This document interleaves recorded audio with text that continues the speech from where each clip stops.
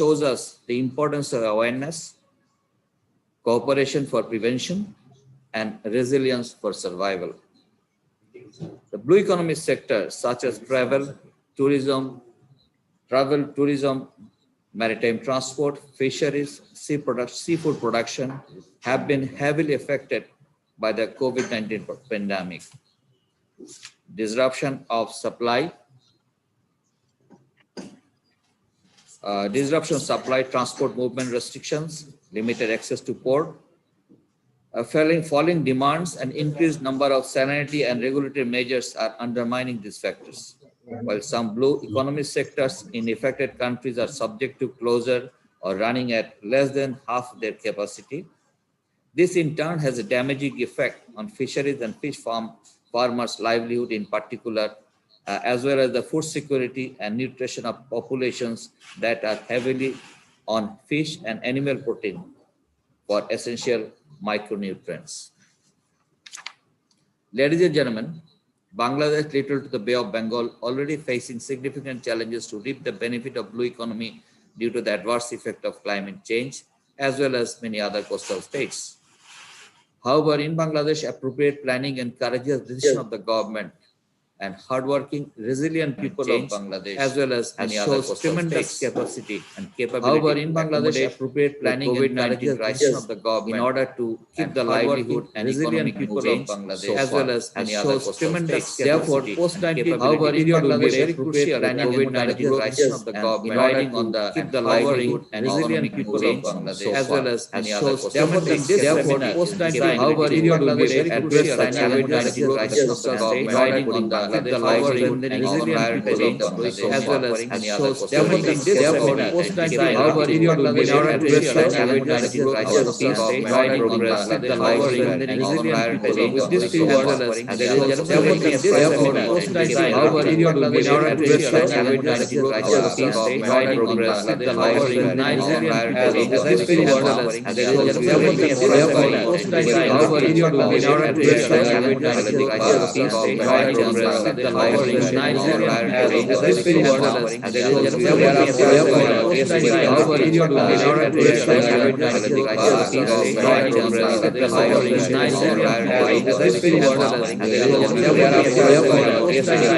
the government riding on the livelihood and resilient people of Bangladesh, as well as many other coastal states. However, in Bangladesh, appropriate planning and courageous decision of the government riding on the livelihood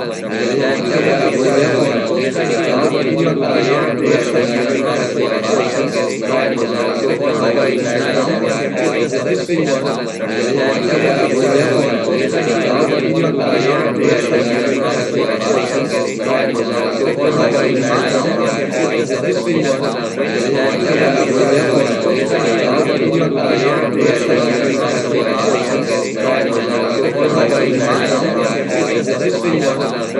many other coastal states. However,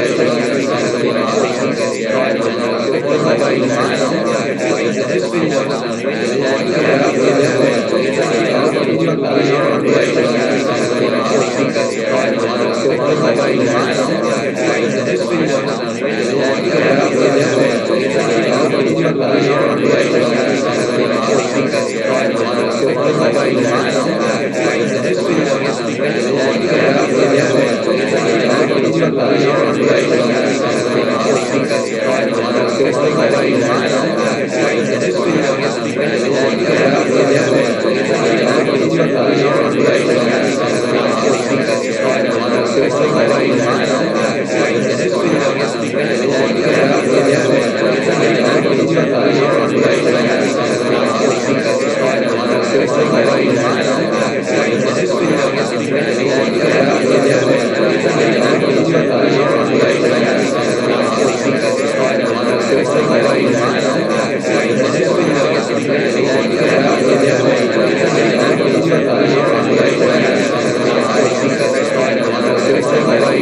the livelihood and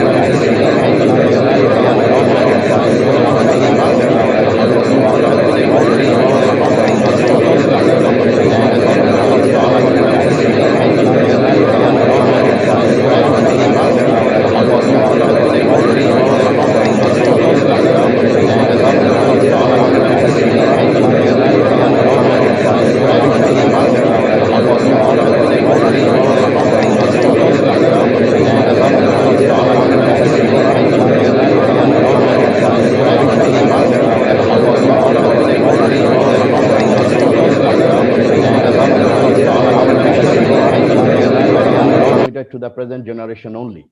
Rather, the government has planned for the betterment of the future generations as well by formulating Bangladesh Delta Plan 2100, which is a strategic planning document for the next 100 years, emphasizing on the adaptation to climate change and the management of the Ganges-Brahmaputra Delta.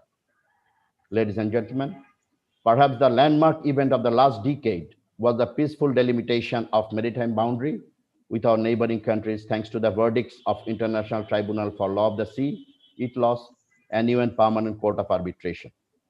Today, we have a sea area of more than 118,813 square kilometers in size, where we possess the sovereign rights and responsibilities, and for the exploration and exploitation of the living and non-living resources.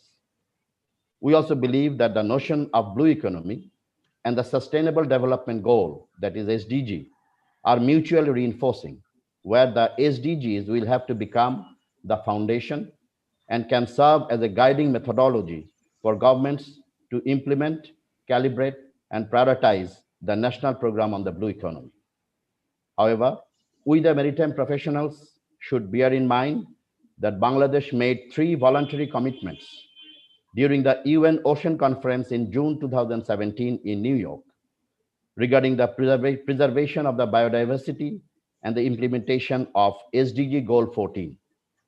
The first commitment was to implement 5% of our maritime areas as a marine protected area, which is about 7,500 square kilometers in size. So that's a big challenge. And I'm sure the work is in progress.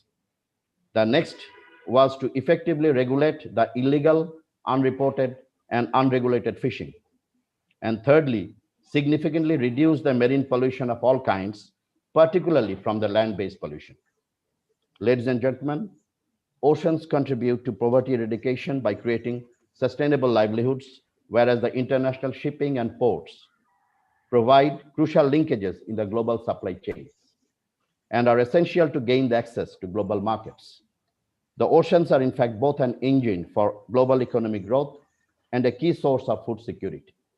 As we enter the UN Decade of Ocean Science from 2021 for next 10 years, as declared by the UNESCO, the onus on us is more for mutual collaboration and partnership in the field of maritime education and marine scientific research. In this regard, our today's webinar, in collaboration with a few Hawaii-based institutes, is an important step forward for our maritime universities' endeavor to become a center of maritime excellence in South Asia and beyond. Ladies and gentlemen, the coronavirus pandemic, as we are aware, that has created an element of uncertainty in the global economic sector, and Bangladesh is not an exception to that. We need to search for ways to overcome the challenges of the maritime sector arising out of this pandemic, making a strong turnaround and recovery.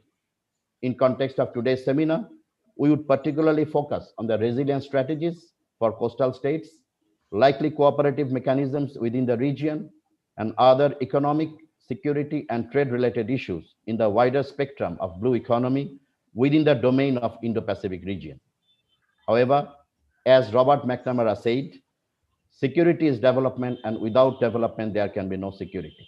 We therefore believe in the regional vision for economic development, where blue economy initiatives should provide a balanced integration of the economic, social, environmental, and the security elements of development. Dear students who are watching the seminar online, we need to remember that the BSMRMU was established by the government in 2013 for creating a generation of competent maritime experts and professionals who will take up the leadership roles in our maritime sector in near future. It is likely that the competition in this maritime sector in the future will be intense, where the skill, knowledge, and experience in the marine science and business will be instrumental. As such, our objective is to transform our university into a center of maritime excellence in the South Asian region and beyond. At this juncture, ladies and gentlemen, I would like to extend my sincere gratitude to the President, East-West Center, Dr. Richard Woolsteck, Director, Asia Pacific Center of Security Studies, Rear Admiral retired Peter Goma and Chancellor Bonnie Irwin of University of Hawaii at Hilo, and their teams for their kind participation in today's webinar. We are aware that All the three very important US institutions are making amazing contributions in fostering better relations and understanding among the peoples across the Asia Pacific region through cooperative study, training, and research. I can gladly mention that we might have a number of proud alumni of both East-West Center and the APCSS in today's webinar as well. I personally enjoyed a great deal of hospitality with them last year during my visit to Hawaii, and we hope to strengthen our existing cooperations to a greater height in days to come. Finally, I'd once again thank our honorable chief guest, the Foreign Minister, Dr. Abdul Momen, the honorable special guest, the Education Minister, Barrister Mohibul Hassan, for their kind presence. I thank our guest speaker, Rear Admiral Khurshid Alam, retired, Ambassador Farooq Sobhan, Dr. Imtiaz, Mr. Scott from APCSS, Professor Shaun from University of Hawaii, and Deputy Chief of Mission US Embassy, Ms. Joan Wagner, for their participation. Thanks to all the senior civil and military officers, professors from different universities, marine professionals, and dear students of BSMRMU for their very positive response to our call for the webinar. My compliments to today's moderator, Yarmar Anwar, for volunteering to steer this webinar. I wish everyone good health and prosperous life and happy learning. Thank you very much, ladies and gentlemen. Thank you very much, sir. That has really set the scene of today's webinar in brief, with a lot of statistics and a lot of wishes. Thank you very much, sir. Now, may I request our distinguished guest speaker, Dr. Richard R. Walzetek, President, East-West Center, Hawaii, and he is going to speak on besides and beyond COVID-19, rethinking non-traditional security issues. Sir, the floor is yours, sir. Thank you very much, and aloha from Hawaii. I want to especially thank Rear Admiral M. Khaled Iqbal, for the Vice Chancellor of BSMRMU, for inviting me to give a few remarks at this important conference on the blue economy in the post-COVID era. On behalf of the East-West Center in Honolulu, Hawaii, I extend my sincere best wishes to the Honorable Foreign Minister and to all distinguished guests, speakers, and participants from Bangladesh and internationally who are attending this event. It is an honor for me to be included in today's discussions, and I thank you. Our required virtual participation in today's conference is a direct result of the global pandemic that has sickened or killed so very many people around the world. In just a matter of months, COVID-19 has drastically changed daily life for everyone. It rapidly became clear to all of us that local and even national responses to the COVID-19 crisis were inadequate and doomed to fail. We saw that international communications, coordination, and implementation of restrictions, rules, and clear guidelines were absolutely essential to overcome this pandemic crisis. Now, many months later, we are still working to refine the interactions between states and organizations to overcome a health crisis that has quickly morphed into an associated social and economic crises that will continue to disrupt society after the pandemic has passed. In many respects, our collective race to defeat COVID-19 is indicative of what needs to be done to mitigate the accumulating impact of yet another threat that is no less global than COVID-19. And that threat is climate change. Today, we are taking some time to step beyond COVID-19 to look at an important approach to mitigating the impact of climate change on coastal and island states. We're looking at ways to achieve resilience and sustainability through blue economy strategies. For almost a decade, leaders have formulated and refined blue economy strategies to harness the potential of oceans, seas, and coasts for economic growth and jobs. Coastal countries like Bangladesh and the Pacific Island states as well are formalizing blue economy strategies with the objective to promote sustainable and inclusive growth, as well as expand employment opportunities. Included in these strategies are plans to improve conservation of watersheds and shorelines, as well as better protect and manage coastal seas and other maritime resources. Admittedly, progress is slow. Experts predict that Bangladesh is one of the most vulnerable countries in the world to climate change. We already see intensified tropical cyclones and storm surges, increased coastal erosion, frequent floods and drought, and wider spread salinization of community water supplies as well as degradation of agricultural lands. Pacific Island states are facing very similar severe challenges. As we all face similar challenges, we also need to promote more understanding about the links between combating climate change and perpetuating a blue economy that truly values ocean ecosystems and the services they provide. This is a public and a private effort. Representatives from government, academia, business, civil society, national and international NGOs are all coming together to explore action-oriented partnerships, governance arrangements, and investment and financing frameworks to improve the health of our oceans. We, nevertheless, need to increase our efforts to refine sustainable management of coastal seas and ocean resources. Global efforts in learning how to adapt to and mitigate the impacts of COVID-19 actually suggest the sort of interactions needed to address the threats of climate change and to do it more effectively. During the COVID-19 pandemic, we observed real examples of the critical role that trusted translators and messengers of scientific data and knowledge play in the times of crisis. We have turned to our scientists and listened more carefully than ever before.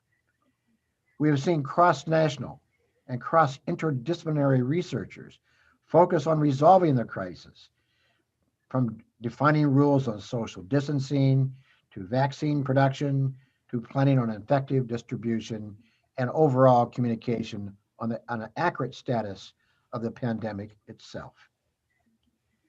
What we've been witnessing is an accelerated approach to a crisis that facilitates science-based facts to formulate aggressive policy and governance responses. Taking on COVID-19 has created trusted partnerships with community leaders and decision makers at the state, local, state, regional, international levels, actually. Moreover, we've seen broadened communications because of crisis necessities that have broken down longstanding barriers, oftentimes, between nations and cultures. No less important, within societies, it has bridged sectors that normally don't talk to each other and fostered closer cross-disciplinary and cross-agency cooperation.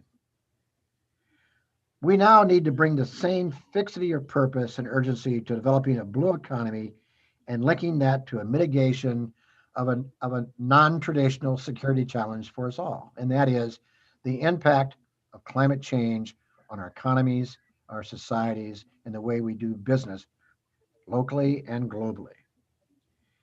Even though, and we need to bring, I should say, some fixity of purpose, the same fixity of purpose and urgency to developing a blue economy as we are addressing the mitigation of climate change subtopics.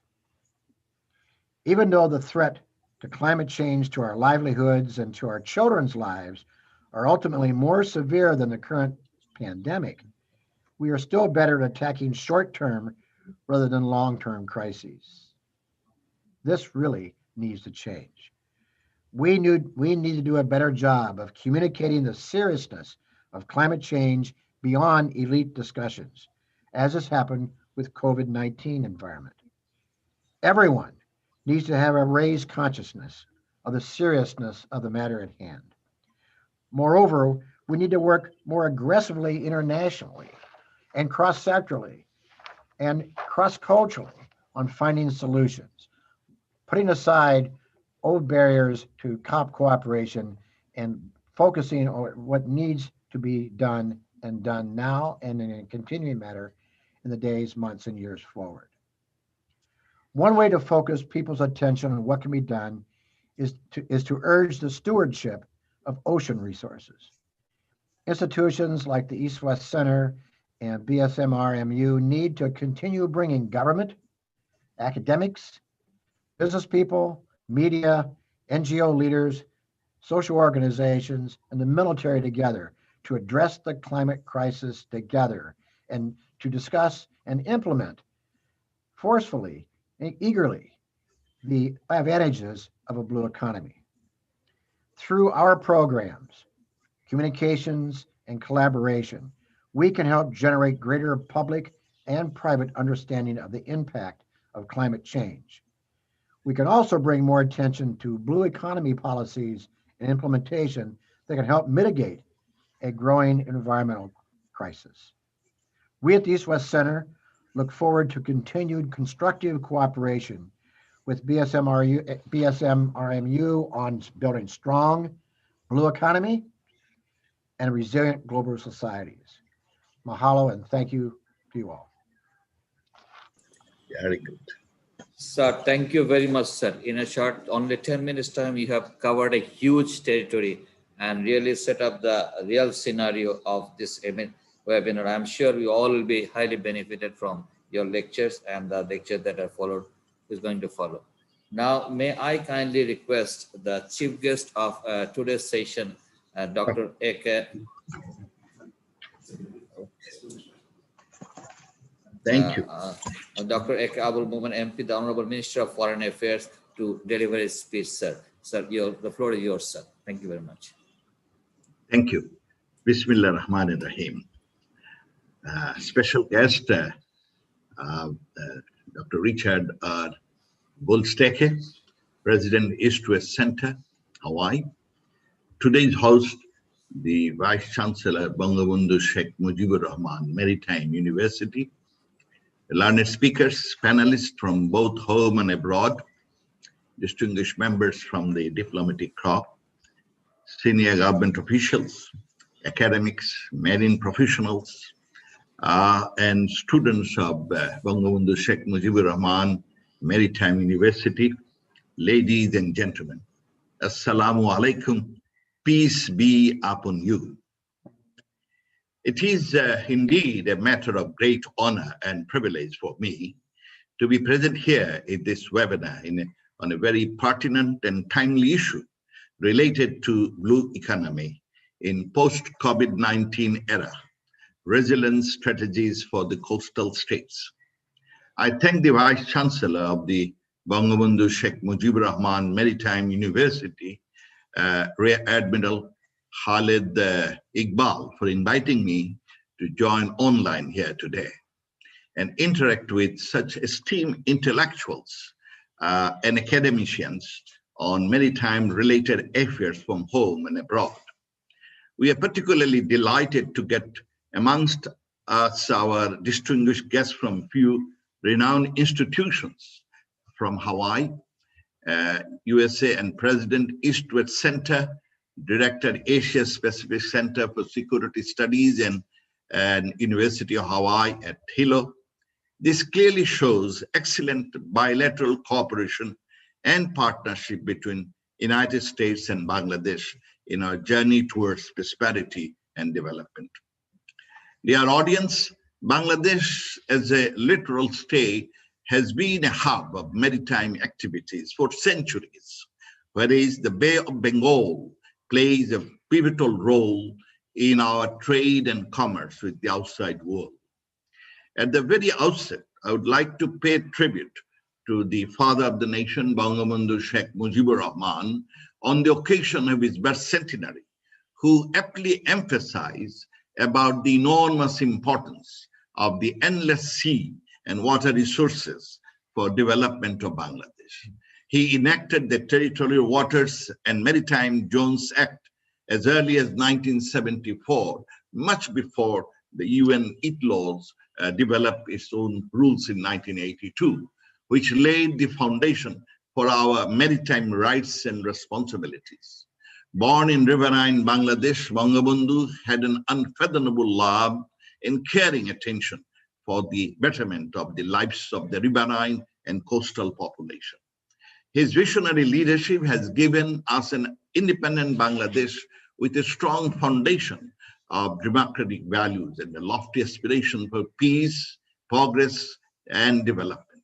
His able daughter, the Honorable Prime Minister Sheikh Hasina, proudly rekindled the dream of Bangabandhu among our entire nation and carried forward the flame along the great highway of development.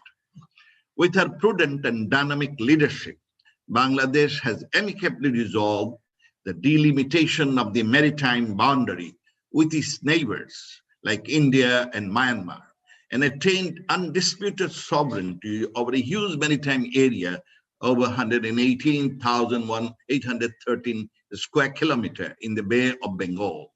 We have firmly set our course towards Vision 2041 to become an industrial, digital, and prosperous country by 2041. The vision of Father of the Nation, Bangabandhu Sheikh Mujibur Rahman. In the last several years, we have witnessed massive infrastructural developments and innumerable mega projects while maintaining steady economic growth, drawing admiration from all around the world. In the blue economy sectors like ports and shipping to marine aquaculture, shipbuilding to ship recycling, hydrocarbon to marine biotechnology, maritime tourism to maritime education. In fact, all the potential maritime sectors were being developed, nurtured, and rejuvenated in order to ensure proper utilization of our maritime resources. At the same time, educate implementation of sustainable development goals and Bangladesh Delta Plan 2100 related to the management of Ganges-Brahmaputra Delta and climate change resilience will stand our country in good stead for the future generations.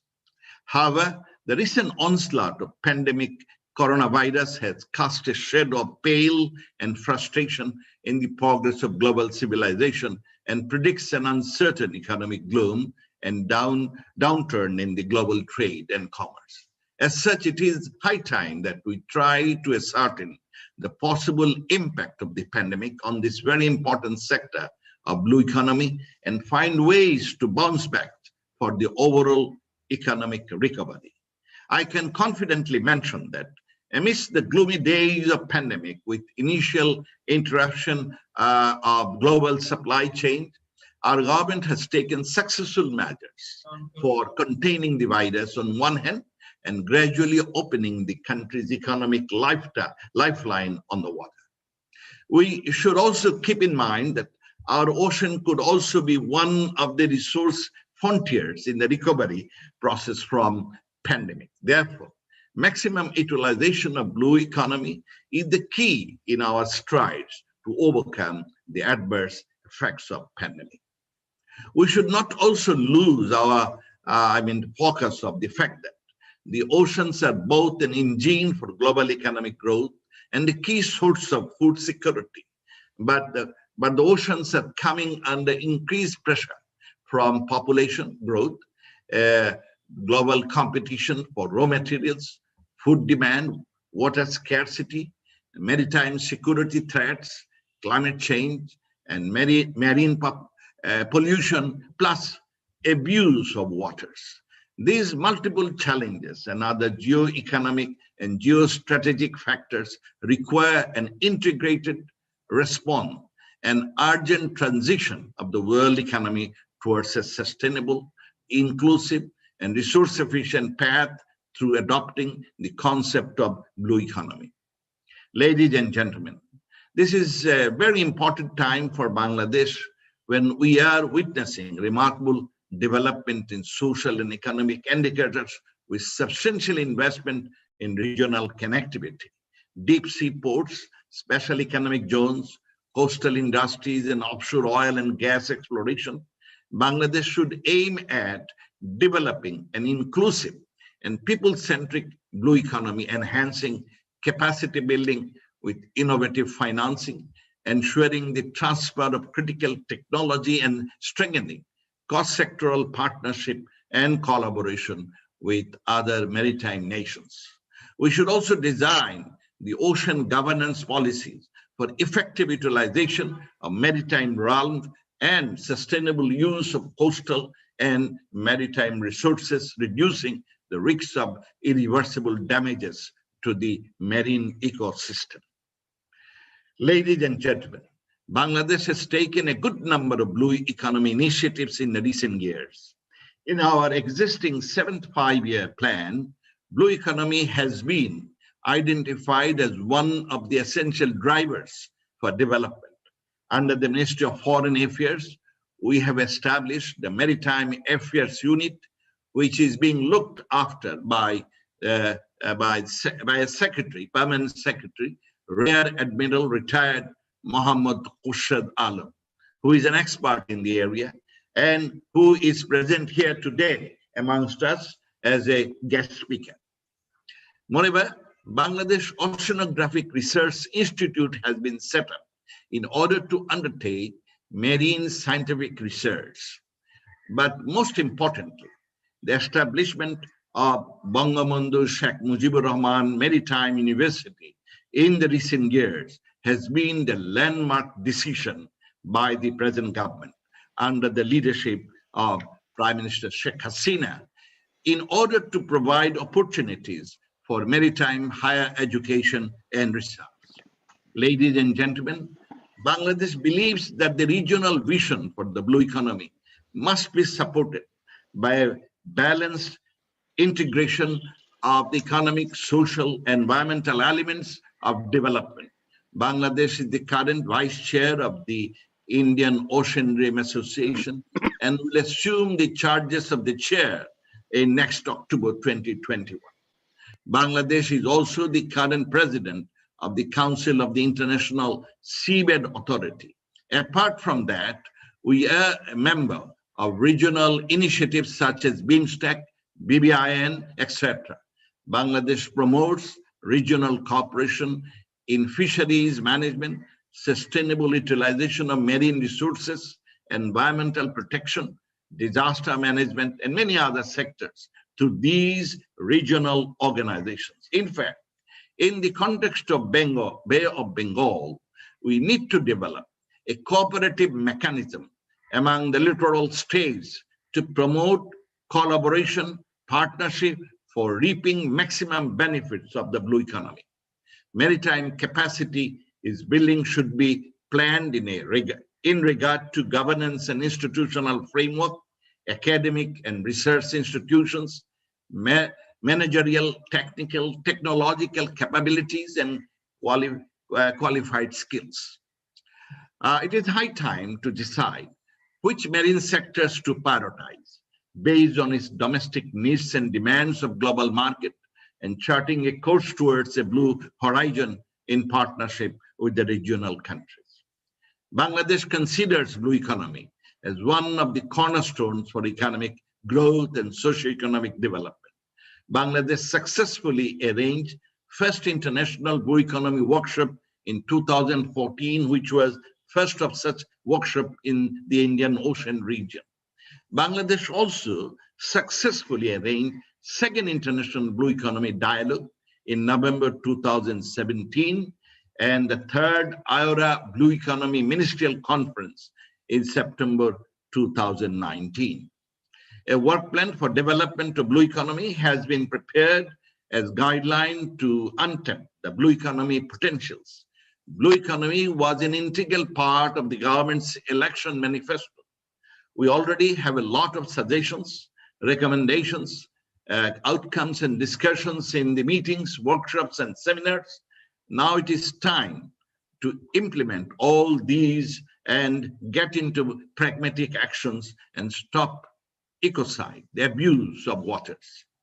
Ladies and gentlemen, before I conclude, I would once again thank our distinguished guests from Hawaii and dignitaries from the US Embassy for their participation at this important webinar. The United States and Bangladesh cooperate closely on a range of issues, including economics, security, governance, and development. You would be happy to know that a virtual meeting was convened by US Undersecretary of State for Economic Growth, Energy, and the Environment, and Kate Cratch, an advisor to private industry and investment to the Honorable Prime Minister Sheikh Hasina, Salman F. Rahman MP, on September 30th, this year, September 30th, 2020, with a view to developing a vision for advancing US-Bangladesh economic partnership. A joint statement was prepared and published outlining the framework for furthering the cooperation between the two countries. We hope that we will soon enter into some tangible maritime cooperation framework under this arrangement. Ladies and gentlemen, I hope and believe this webinar will bring together all the maritime experts, economists, academicians, scientists, government administration, and all the maritime stakeholders under a common platform through mutual discussions. I sincerely appreciate the excellent initiative of Bangabandhu Sheikh Mujibur Rahman Maritime University in arranging such an important webinar with an interesting blend of audience. Thanks to all the panelists and speakers from home and abroad for their participation and sharing their views on a subject matter which is so relevant and pertinent. I wish this pandemic will soon be over and we can revert to normalcy. May I remind you, especially our students, that, and it's a poem, and it's and a quote, "Meg deke tui korish na re bhoy, arale tar surjo hashe." There is always sunshine after cloud. Thank you all. Joy Bangla, Joy Bangabandhu. Excellency, thank you very much. In a short span of time, you have really covered a huge territory, starting from our maritime heritage to our government policy, our strategies, and our future thoughts. My heartful thanks and appreciation for your time and your very well delivered speech, sir. Sir, now it's time to listen to our special guest, Barrister Mohibul Hassan Chaudhry, MP. He is the Honorable Deputy Minister, Ministry of Education. May I request the Honorable Deputy Minister to kindly take up the floor, please, sir. He's here. Thank you. Floor. Thank you. Am I audible? Can you hear me? And Yeah, see well, me as loud well? and clear, sir. Loud and clear, sir. Okay, thank you. Thank you. The chief guest of today's webinar, Dr. A.K. Abdul Momen MP, Honorable Foreign Minister, the Vice Chancellor of Bangabandhu Sheikh Mujibur Rahman Maritime University, the distinguished dignitaries from the East-West Center, Asia Pacific Center for Security Studies and University of Hawaii, distinguished guests, members from the Diplomatic Corps, ladies and gentlemen, Assalamu alaikum, and good day to you all in Hawaii and Bangladesh. I am indeed delighted to be part of this very important webinar to discuss about the prospects of blue economy that attracts a great deal of focus and interest all over the world, especially in the developing countries. I'm sure our audience is excited to learn from the viewpoints and ideas of the experts and other learned intellectuals present today about the theme Blue Economy in Post-COVID-19 Era, Resilience Strategies for the Coastal States. I thank the Vice Chancellor of Bangabandhu Sheikh Mujibur Rahman Maritime University, Rear Admiral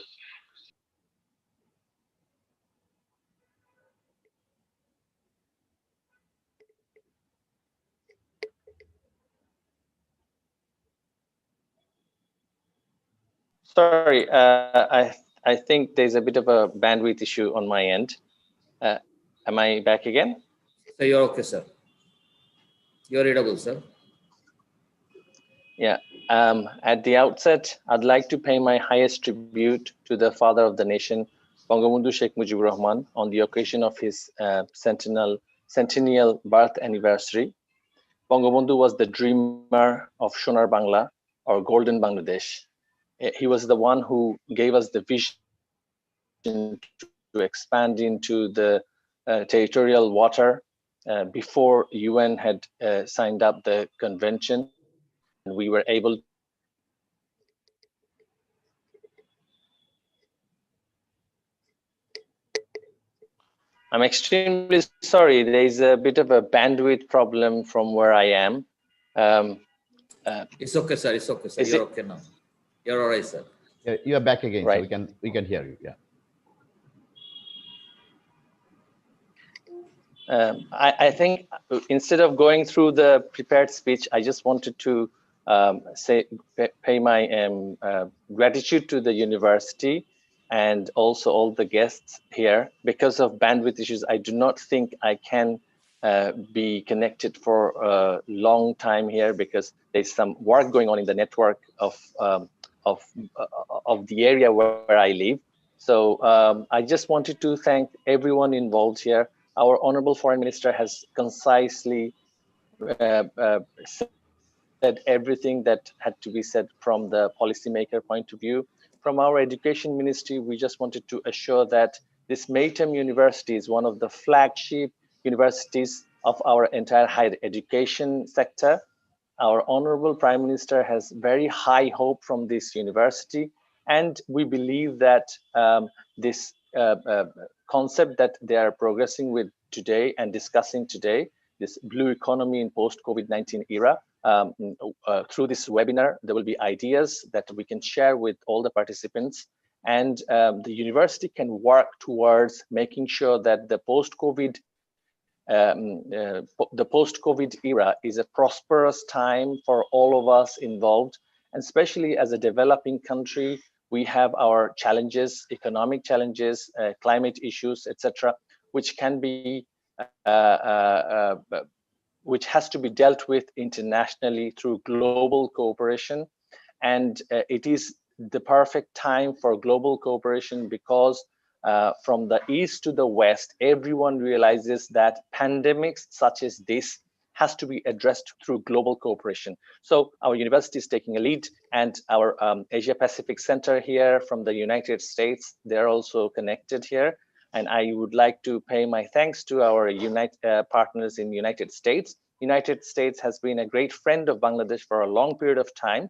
And in fact, the last administration had a lot of, with the last administration, or the current administration, I should rather say, we've had a lot of cooperation, especially in the field of technology, in many economic cooperation. And we are hoping that this spirit of friendship will always be there between these two great countries, because United States had a huge impact from the time of our independence to today in our economic development.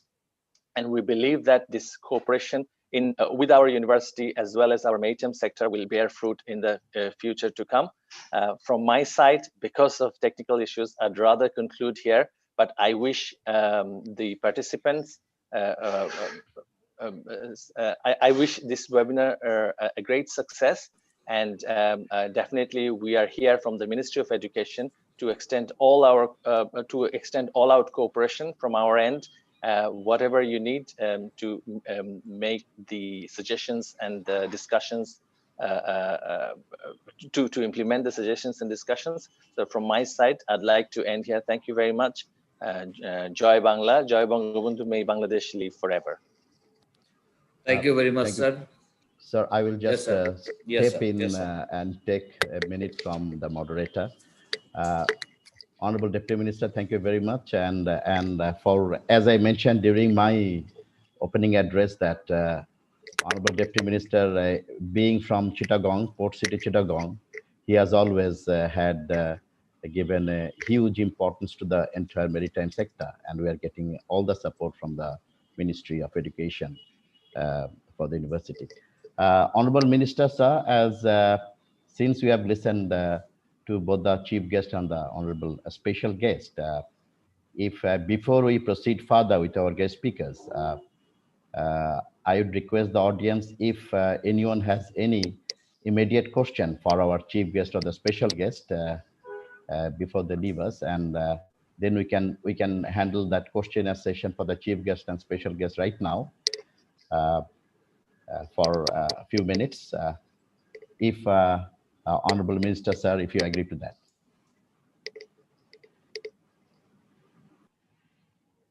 We are here.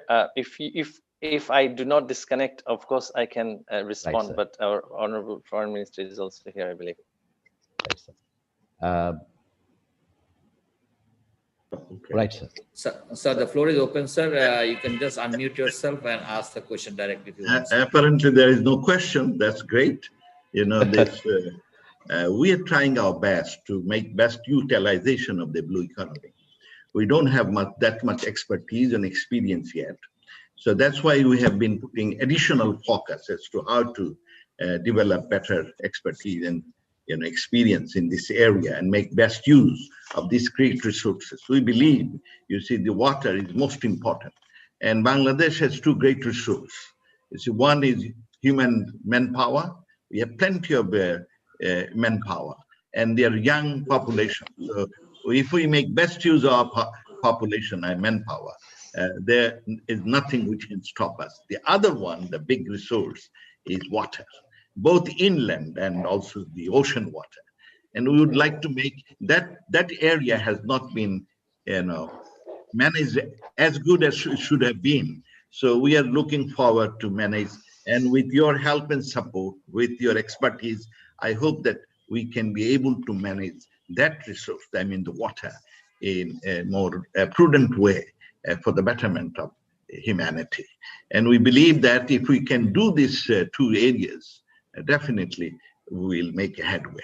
That's the way I feel. Thank you. Thank you very much.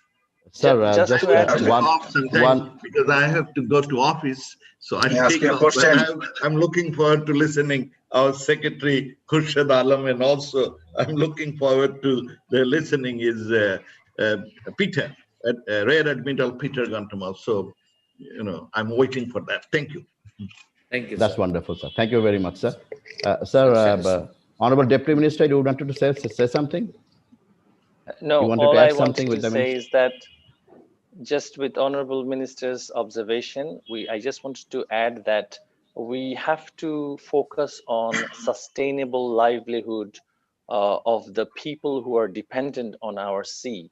So besides, of course, utilizing our huge maritime border for international trade and commerce, as well as, of course, taking into account security matters, it is also important that we take into account the people who are dependent on this huge sea that we have now gotten. So from artisan fishing men to all the people living in the coastal areas, we know that their livelihood is going to change because of climate change and because of the rising sea level. So could the experts also share with us ideas where lives of common people who are dependent on the sea can be improved through maximum and sustainable usage of this resource? Because in this country, we have already shown that by controlling fishing in the Bay of Bengal area, we assisted in increasing our fish stocks of some particular varieties. So it is not just also maximizing the usage of the sea, but also limiting the use to some extent to make sure that generation after generation we are able to reap the benefit of this great nature. Thank you, sir. Thank you very much, very sir. much. Shall I continue, sir, Vice Chancellor? Yeah, please go ahead. Right, sir. Thank you. Sorry, sir. Please continue, sir. Please continue. Right, sir. Sir, at this, because I have to look at the time also, sir. Sir, at this now, may I now request our one of the distinguished guest speaker, Rear Admiral Peter Gomatatao, Director, Asia Pacific Center for Security Studies, Hawaii, for his address, please, sir. Admiral, the time is yours. Thank you, Admiral. Salam alaikum, aloha, and greetings to all of you. I also want to acknowledge the distinguished visitors that are up on the net, the Honorable Foreign Minister, the Honorable Deputy Minister, other senior Bangladesh ministry officials. We have distinguished panelists and speakers, the East-West Center, the Maritime Foreign Affairs Institutes for the Bangladesh Enterprise, Regional Center for Security Studies, University of Hawaii at Hilo. There's quite a few and very diverse group. I'm very honored to be part of this, and thank you all very much. I want to give a special shout out, thanks, mahalo nui loa, as they would say on the islands, to the Vice Chancellor of BSM RMU, Rear Admiral Halet Iqbal, and also the exceptional team you have, sir, there. You know, we have recently signed that MOU with you. It warms my heart to see BSM RMU and other organizations at Bangladesh taking the initiative to bring folks together for a collaborative discussion as we're seeing now. You know, as I think a little bit about what do we in outside the context of Bangladesh organizations, what do we bring to the table? I would offer you that I applaud the visionary courage for you all to extend the invitation to many folks up on this webinar, particularly because if we're looking to advance cooperative security and apply it to policy actions, it needs to be based on a shared understanding that is applied by critical thinking to the complex scenarios and built upon shared experiences from all those around this webinar that I see. Because it comes down to how can we build partner capacity and how do we leverage this very diverse audience that we have as security practitioners. I have this urge to give this quote. It's a Darwin quote, and forgive me, you all have heard it so many times, but it's important to repeat it. It's you know, it's not the smartest or the strongest that survive. It is the most adaptable.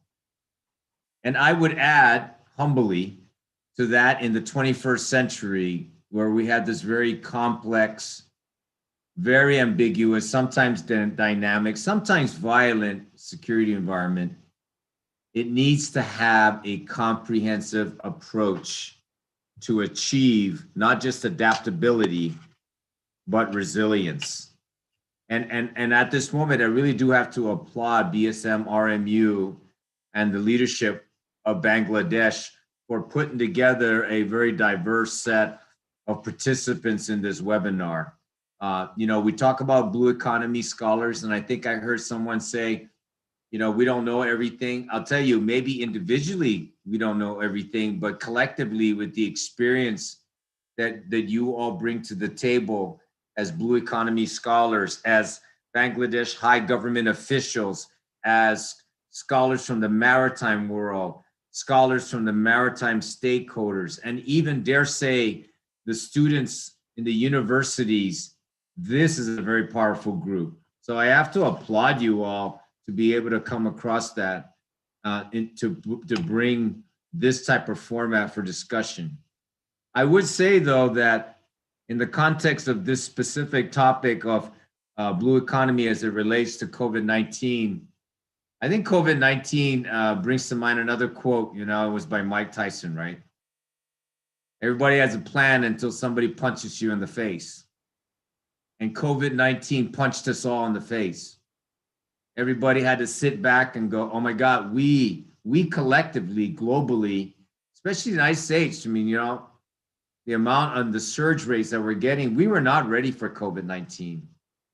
I think COVID-19, and if you think about it, even in discussions academically, if you were to 2 years ago propose this scenario to anyone in the group, what do you think would happen? They will laugh us off the table, off the platform. They go, this will never happen, but it has happened. And so the need then has to be a call for transparency. The need then has to be to realize what the shortfalls in this lack of resilience to be able to respond properly to this, dare say, black swan or unpredictable global pandemic has come to us.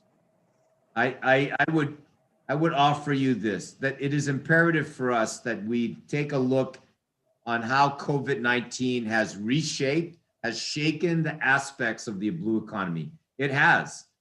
And I think from other geostrategic issues in the Indo-Pacific, there are short and long-term consequences.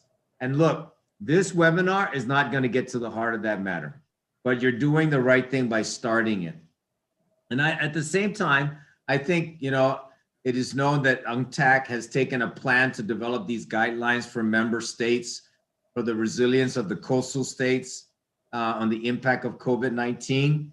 I think venues like this webinar will help surely play the vital role in sharing ideas and formulating a strategy for the long term. As I sit here and I think about what does it take, I think we all collectively need to set aside our confirmation bias. We need to be very cognizant of our cognitive dissonance. This is going to be an uncomfortable discussion. And if you're comfortable with it, then you're not thinking out of the box. We're not being creative. We're not being innovative. We are not forcing ourselves to think out of the box to be able to understand how can we better adapt and become more resilient. And so I'll give you this other quote that says, what got us here won't get us here. I know that seems so simple and that almost sounds too Western, but think about it. Everything that Bangladesh has gone to achieve where you are at today is not going to get you beyond where we're at today. All the assumptions that we have gotten to formulate how to get us here today, I think COVID-19 has shaken the root going, you know what, we need to do better comprehensively from a whole of society approach. And my final comment, hopefully to set the right tone, not just in this webinar, but in ensuing discussions that we would have collectively. I heard it from one of the executive courses that we had at the center. And it's simply, this individual said to everybody in the room, hey, look, if I wanted to go fast, I would have done it alone. But I've learned coming together as a diverse group of practitioners and professionals that I believe we can go far if we do it together. And I know it sounds so like cliche, but it is very powerful when we embrace that. Let's work, share, listen, put ourselves in uncomfortable things outside the box to be creative, but do it collaboratively as a team. So APCSS stands ready to be part of this journey. I've been out of Bangladesh. It's a beautiful country, lots of potential. The blue economy applies to small, big, medium countries writ large in the Indian Ocean. And it is my firm belief that the Indian Ocean region is a huge part of the 21st century. And that's reflected in our country's national security strategy in the US, as well as our national defense strategy. So once again, thank you for the organizers of this exceptional webinar and the topic. And thank you for inviting APCSS, myself and Dr. Scott Halger. And we look forward to seeing some of the outcomes and some of the way ahead that we can partner with you in the future to make it a more stable, secure, and prosperous region. Thank you very much. Mahalo nui loa. Thank you very much, Admiral. I'm sure you have rightly said we were not really prepared for COVID-19, and definitely going together, we can go far and do better and take the challenges. Thank you very much, Admiral, once again. Now, may I kindly request Chancellor Dr. Bonnie Irwin from the University of Hawaii at Hilo for her kind remarks, please. Ma'am, all yours. Salam alaikum and aloha. It is indeed an honor and a privilege to be among you today in this virtual space. One thing the pandemic has taught us is that technology can bring us together in some new ways. But I do look forward to hosting you again on our campus when you can visit. I'm humbled to have been invited to share a few remarks today. I am a scholar of literature and culture, not economics and political science and engineering. However, I have greatly appreciated the remarks by Vice Chancellor, Rear Admirals, the Honorable Foreign Minister, the Honorable Deputy Minister, Dr. Steke, who I have not had opportunity to meet yet, but I look forward to meeting you sometime in Oahu. I really thank you for your thoughtful remarks on these really important topics that we must address. As you probably know, Hawaii is the most isolated population center on the planet, highly, highly dependent on the oceans that surround us. The global pandemic crisis has indeed taught us many lessons about our human vulnerability, but I think it's also brought with it some great opportunity. It has woken us up to some things that we need to pay closer attention to. The Hawaii economy for decades has been reliant on tourism, and that industry has been hit very hard this year. Hawaii went from the lowest unemployment rates in the United States to one of the highest in a matter of just a few weeks. But at the same time, we have seen a rebound of our natural coastal environment and have been reminded of our responsibility not just to focus on our own health, but also the health of the planet. The pandemic crisis has made it clear that Hawaii needs to further diversify our economy and that the University of Hawaii has a major role to play in the recovery of our state. We seek to partner with international and national colleagues to provide rich experiences for students and an education around the challenges of the future. And a large part of that, of course, is the blue economy.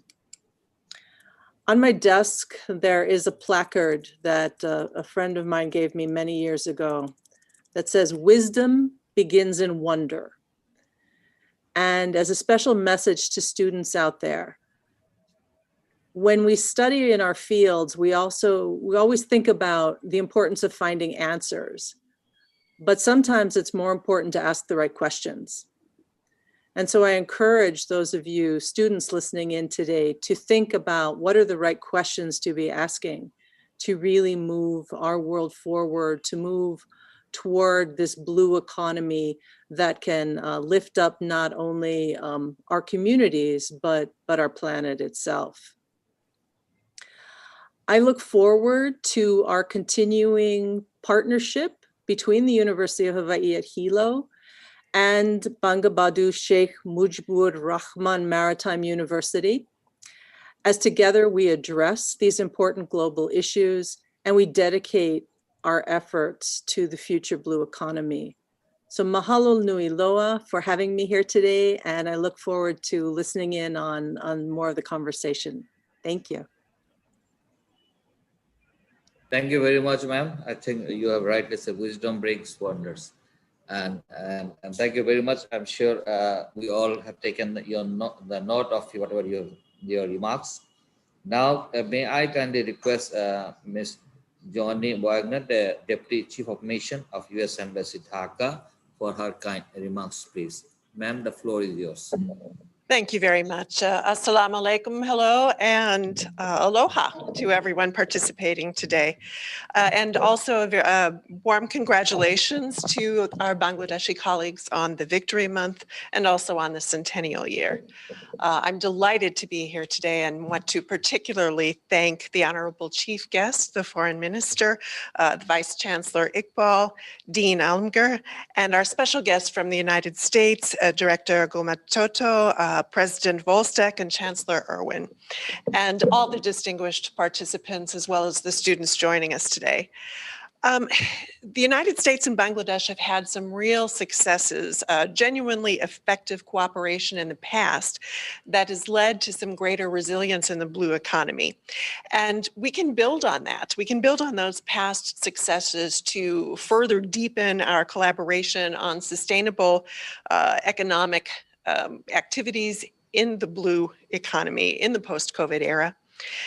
We've already built a strong foundation for cooperation with the government of Bangladesh, and this has contributed to sustainable development, to management and use of Bangladesh's maritime resources. And I want to give just a couple of examples of that. One notable example is our cooperation to increase Bangladesh's capacity to conduct patrol and interdiction operations at sea. One example of that in particular is that in January 2018, the US and Bangladesh opened a new boat maintenance facility in Chittagong. And this was to bolster Bangladesh's patrol and surveillance capacity, including counter-narcotics operations. And in addition to this facility, which was built for about $900,000, I believe, the US Department of Defense has provided the Bangladesh Coast Guard with more than 20 boats, which Bangladesh has used to stop drug traffickers, to conduct, frankly, heroic rescues of human trafficking victims in the Bay of Bengal. And one measure of the effectiveness has been that armed robberies in the Bay of Bengal went down from 47 incidents in 2006 to only 3 last year.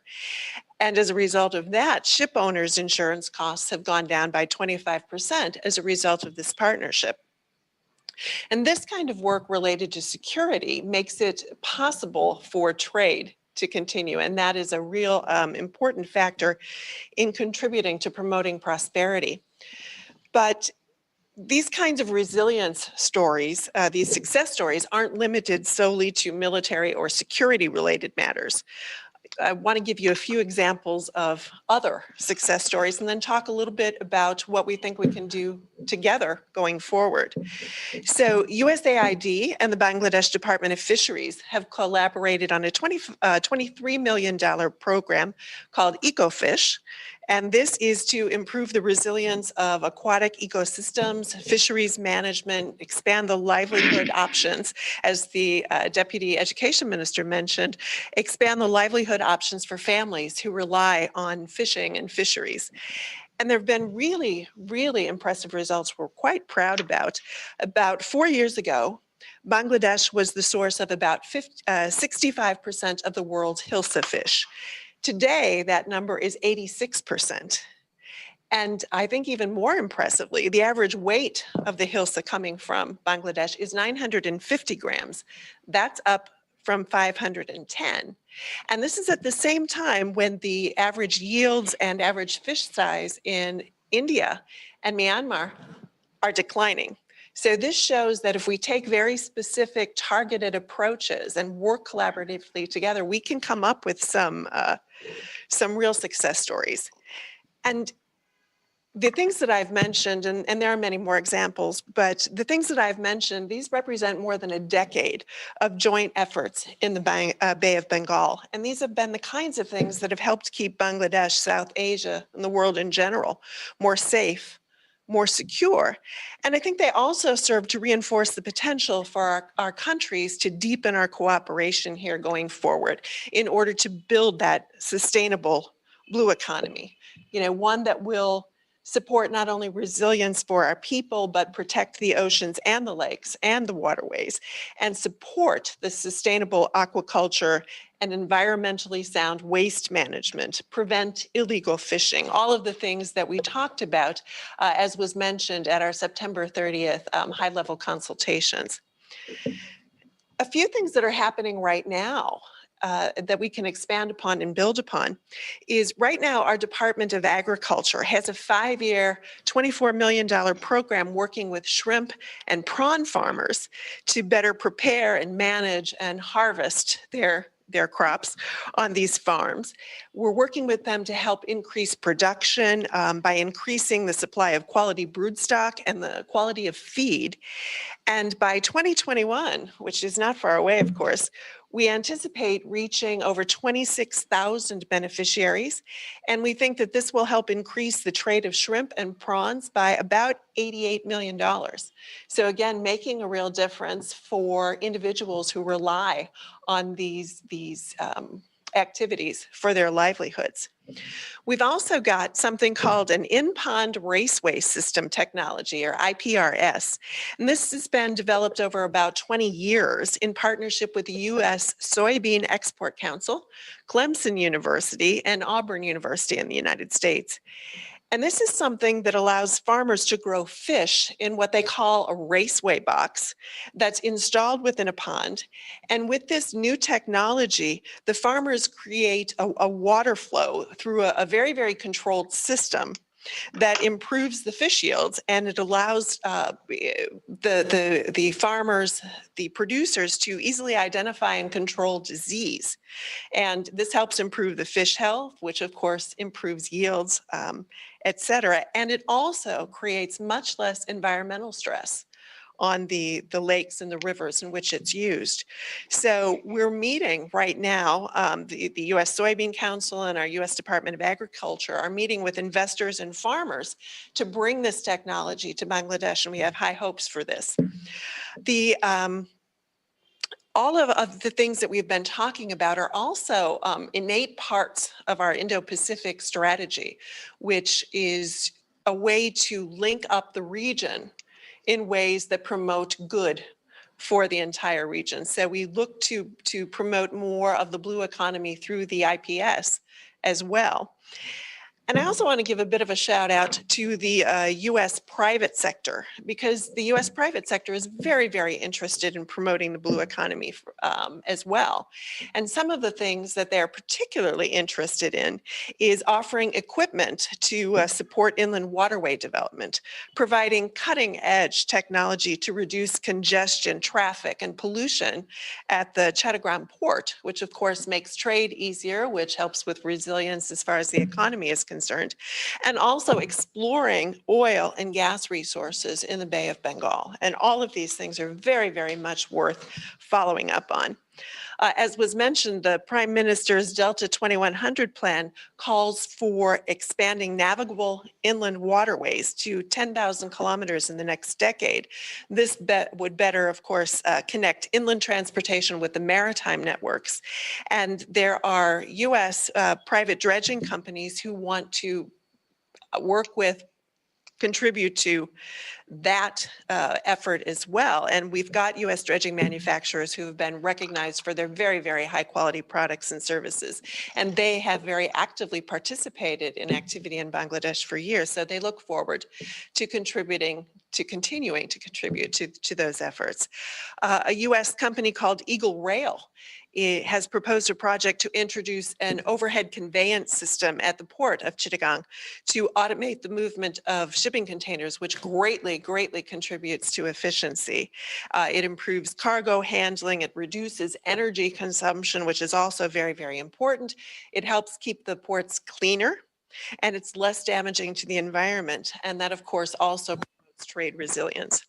So with all of this potential, I'm quite confident that the blue economy will continue to grow in importance. And by enabling sustainable, resilient, inclusive blue economies, the US and Bangladesh can contribute to supporting more prosperous, more safe, more secure societies. So we very much look forward to working not only with the private sector, but important partners such as yourselves participating here today to support the blue economy and the industries and activities that make that all possible. So I very much look forward to that. Stay well, Donabad, and mahalo. And thank you very much. I think you have covered a huge territory, and those Admiral Khurshid and the Vice Chancellor present here, myself and all of us who have been outersea throughout our life, we know that how greatly we've been helped in respect of security of Chittagong Port, best kind of Ilcha fish we got this year, and the future projects that you have mentioned rightly, I'm sure will benefit us to a great extent and take our relationship between the two countries to a greater height. Thank you very much once again. Thank you. Now may I kindly request our distinguished guest speaker, Rear Admiral Khurshid Alam, Secretary Maritime Affairs Unit, Ministry of Foreign Affairs, to deliver his kind speech, sir. Sir, we all are waiting for you, sir. Thank you very much. Thank you, moderator. Honorable Foreign Minister, Honorable Minister from the Ministry of Education, respected guests from Hawaii, and also in-country guests who were presented today as a panelist. Good morning to all of you, sir. Assalamu alaikum. At the onset, let me express my sincere thanks to the Honorable Foreign Minister to set the scene of the blue economy, encompassing the whole gamut of the issues. I would be talking on the ocean resources for inclusive development in Bangladesh. As you all know, sir, that progress in development thinking in blue economy has induced many economies of the world to shift their future development focus in the realm of the blue economy. There is definite consensus emerging between the developed and the developing countries that the blue economy would steer the littoral economies on a high growth path along the sustainable development if managed properly. Since resources are depleting fast on land, oceans could be a credible source of resources. Therefore, Bangladesh's significant tilt towards development planning of blue economy is the outcome of the impressive experiences of several coastal countries which have their economic policies based on the principle of blue economy. Bangladesh has taken the initiative very early, soon after this term blue economy was coined in 2012 by the UN. You have heard from the Honorable Foreign Minister, but we did not stop only on the discussion and the talks, but we have also, with the European Union help, we have in fact prepared a blue economy development plan for Bangladesh, encompassing all the important sectors, which amounts to almost 55 areas, maritime areas, which can be developed in the name of the blue economy. And we have also developed a strong mechanism for monitoring this. Under the Prime Minister's office, there is a body called National Committee for Exploration, Exploitation and Fair Management of Blue Economy, which actually sits every quarter and then issues directives to all the ministries. As you will appreciate, that today the gross value addition of blue economy to Bangladesh overall GDP is about $7 billion, which is around close to 4%. Until the outbreak of COVID-19, Bangladesh was one of the first growing economy in the world. It registered a growth rate ranging between 7 to 8% during the last decade. So current literature on the blue economy actually indicates that it often grows faster than the overall growth rate of the country. So Bangladesh's experience was not different from the global experience where gross value addition of the blue economy grew faster than the overall growth performance of the country. The blue economy in Bangladesh is an emerging trend, is an emerging sector. Bangladesh has underscored the importance of blue economy for economic growth, occupational diversification, as well as value addition. And our development plan is a modest attempt to provide a comprehensive coverage of the economy in Bangladesh, especially the important sectors and the policies undertaken to seize opportunities in those sectors. We know that in deep sea fishing activity, currently we are going low because our fishing is limited to only 60 kilometers of the sea.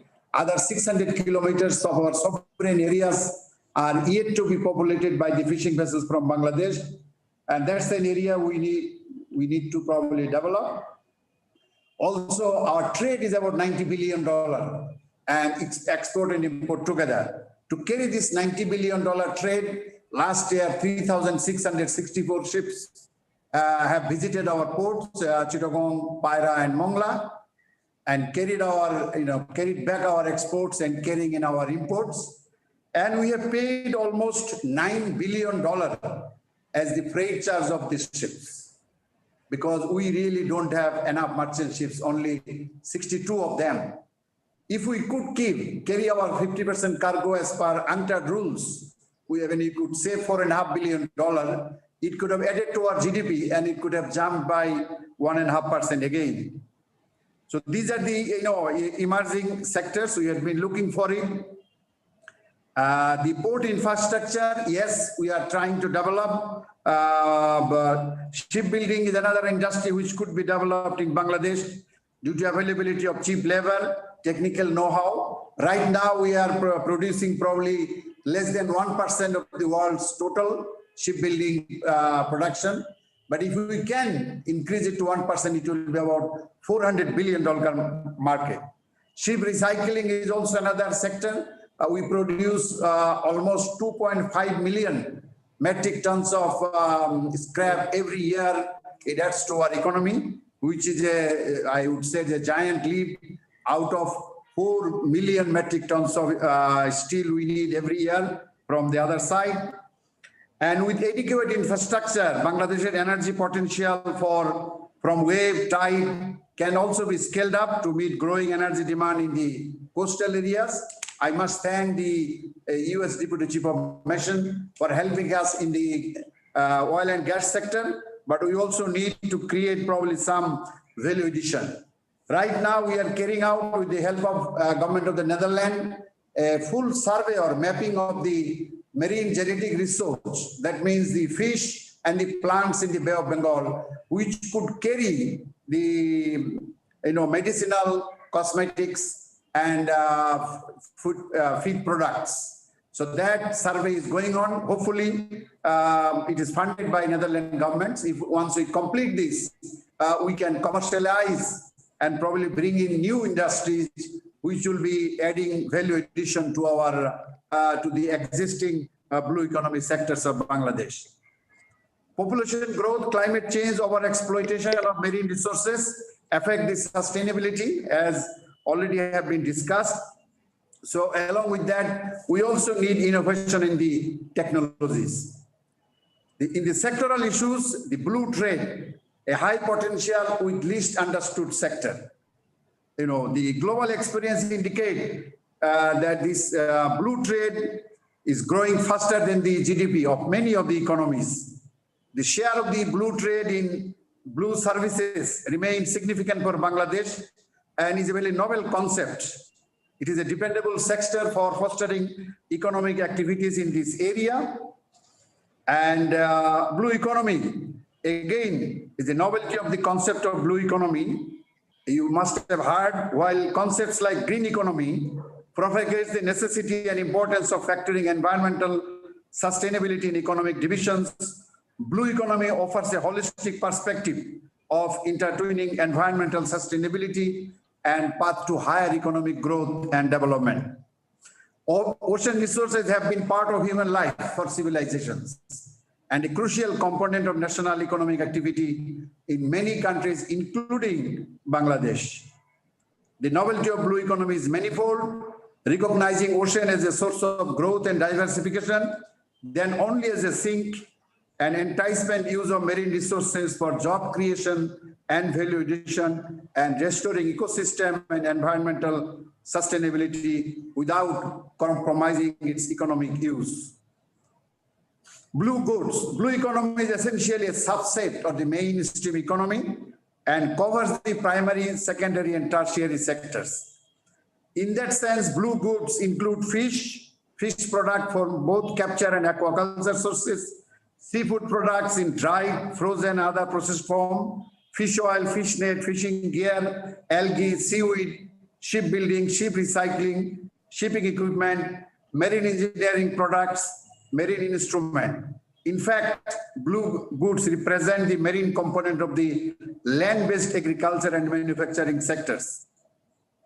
Blue service, again, these are new terms, ship repair, shipping finance, marine banking and insurance, coastal tourism, port services like bunkering, pilotage, stevedoring, customs, freight forwarding, logistics, multimodal transport system, marine legal services, and several other activities form a large and comprehensive blue services sectors.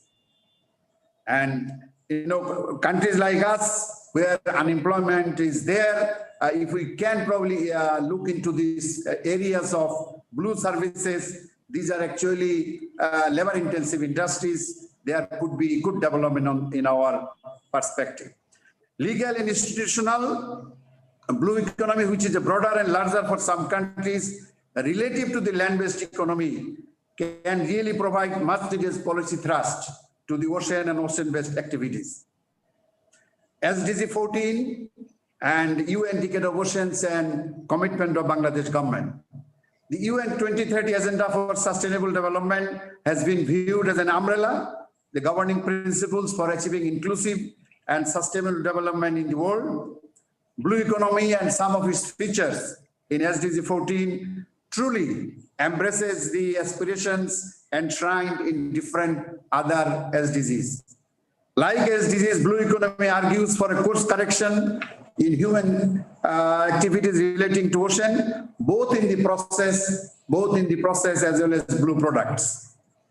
Moreover, unlike pure environment-centric models, which inherently requires lowering of economic ambitions, blue economy assigns highest priority to the social and economic use of ocean resources and prescribes environmental and ecological parameters which are enabling condition and benchmark for the development of the blue economy.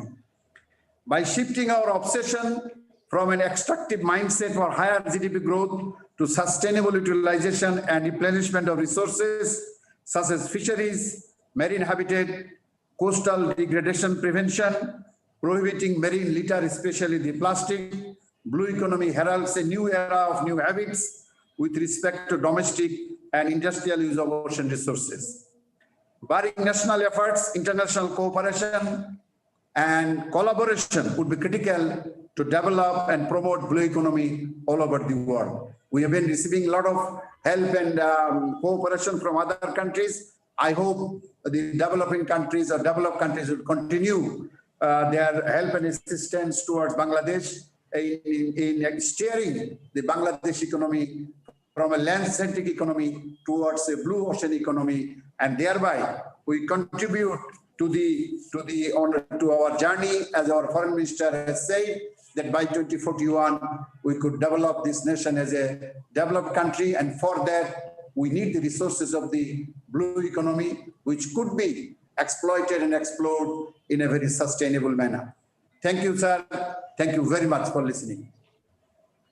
If you allow, I would like to leave because I have a few other engagements. Yes, sir. Thank Yes, you. sir. Vice Chancellor.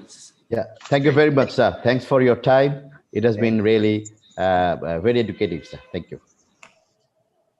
Thank you very much, sir. Thank you very much, Admiral Khurshid, sir. After Admiral Khurshid speaks, is hardly anything left over for all of us. He's our guru in this domain. But I'm sure whatever he says, if I can summarize, Bangladesh has done extremely well in sustainable development SDG, in MDG that has finished. Now, he rightly mentioned about SDG 14. I'm sure we will do needful to take the country forward following the SDG 14 also. At this moment, sir, may I kindly request our distinguished guest speaker, Ambassador Farooq Subhan. He's a distinguished fellow and a board member of Bangladesh Enterprise Institute, one of the leading think tank of Bangladesh, to kindly deliver his speech. Ambassador, sir, the floor is yours. Thank you very much, moderator. Can everyone hear me? Yes, sir, loud and clear, sir. Good. Vice Chancellor, Admiral Khalid, distinguished speakers from Hawaii, the U.S.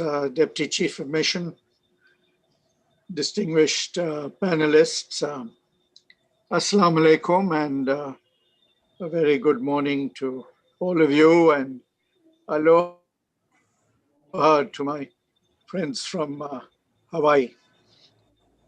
I've been asked to speak specifically on the topic of, by the Vice Chancellor, on geostrategic and security related issues in the Indo-Pacific.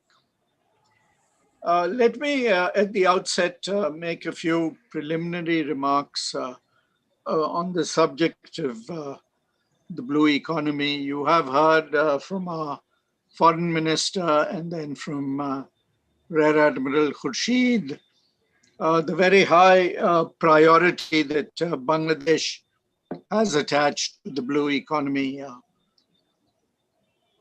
Indeed, it's a fair comment for me to say that international analysts have repeatedly stressed the fact that Bangladesh has assumed a leadership role in promoting the blue economy in the Bay of Bengal.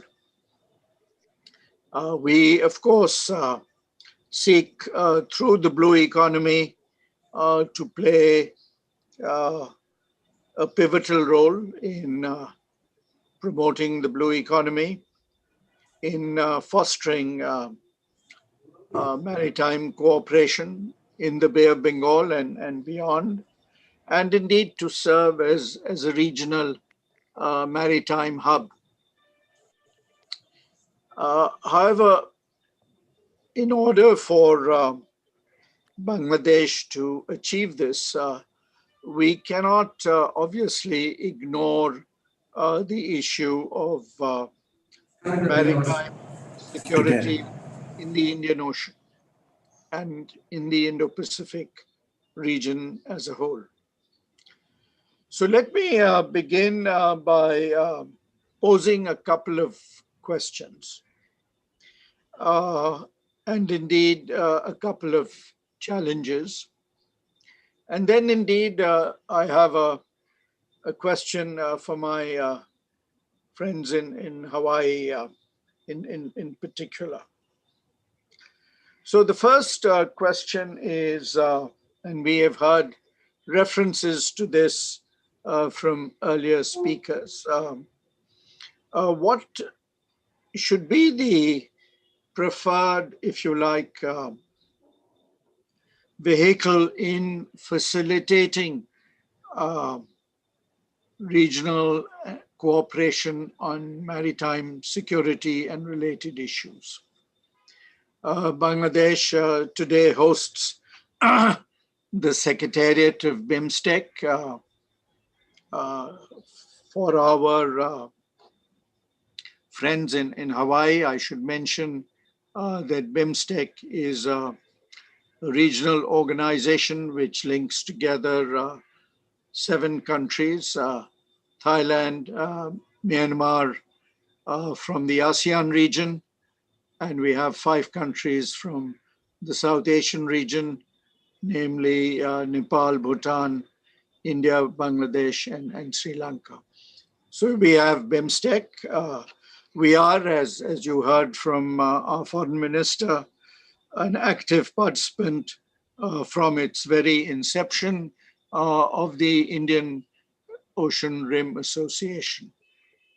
In 2016, Bangladesh hosted a conference of the Indian Ocean Naval Symposium, and we are a very active participant in IONS.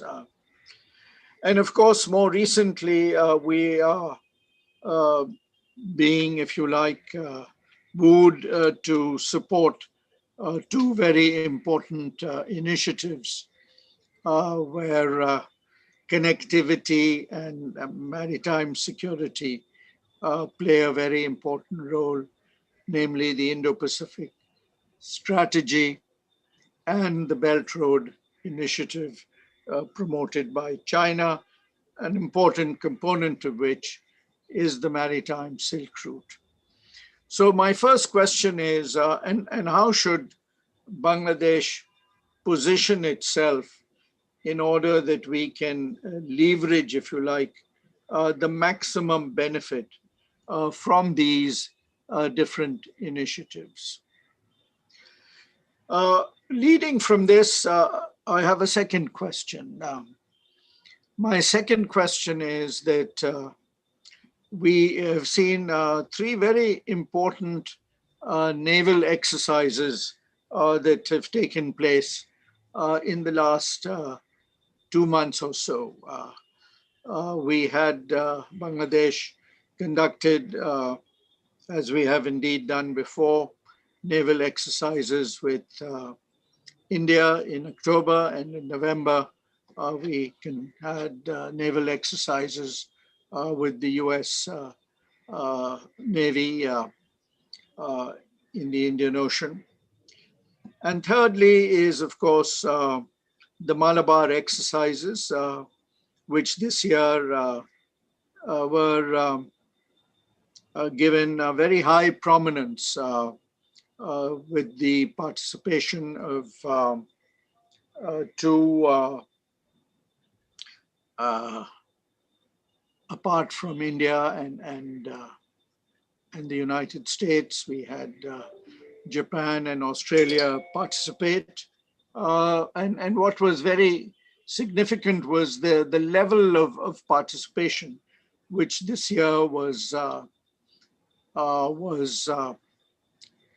at the highest level ever, with two aircraft carrier battle groups, the Vikram Aditya and the Nimitz battle groups, which took part in this exercise, which was carried out in 2 phases.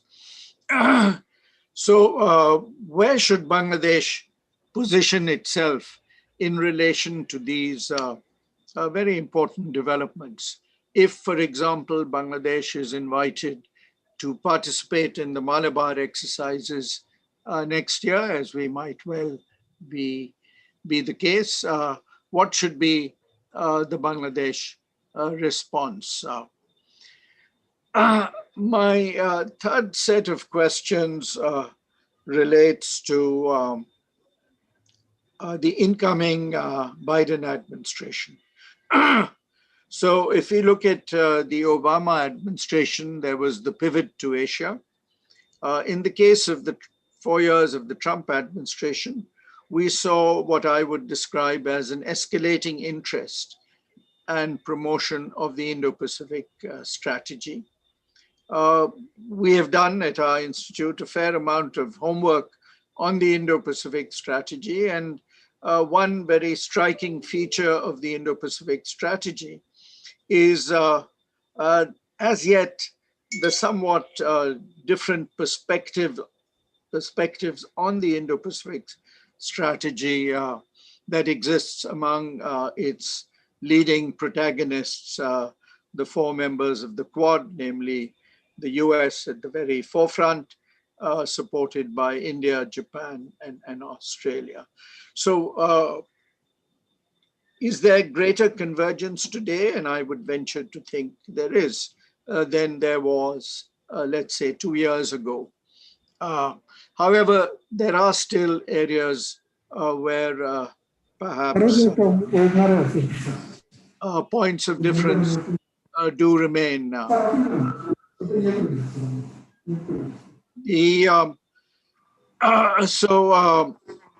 What Bangladesh has said, and indeed it is our foreign minister that has been fairly vocal on this subject, has said that Bangladesh is very happy to support the Indo-Pacific strategy. However, we are more interested in the economic aspects of the Indo-Pacific strategy, rather than, if you like, the security aspect of it. The issue is, and that's a very important issue, Can one have one without the other? So these are some issues which I would like to place on the table. And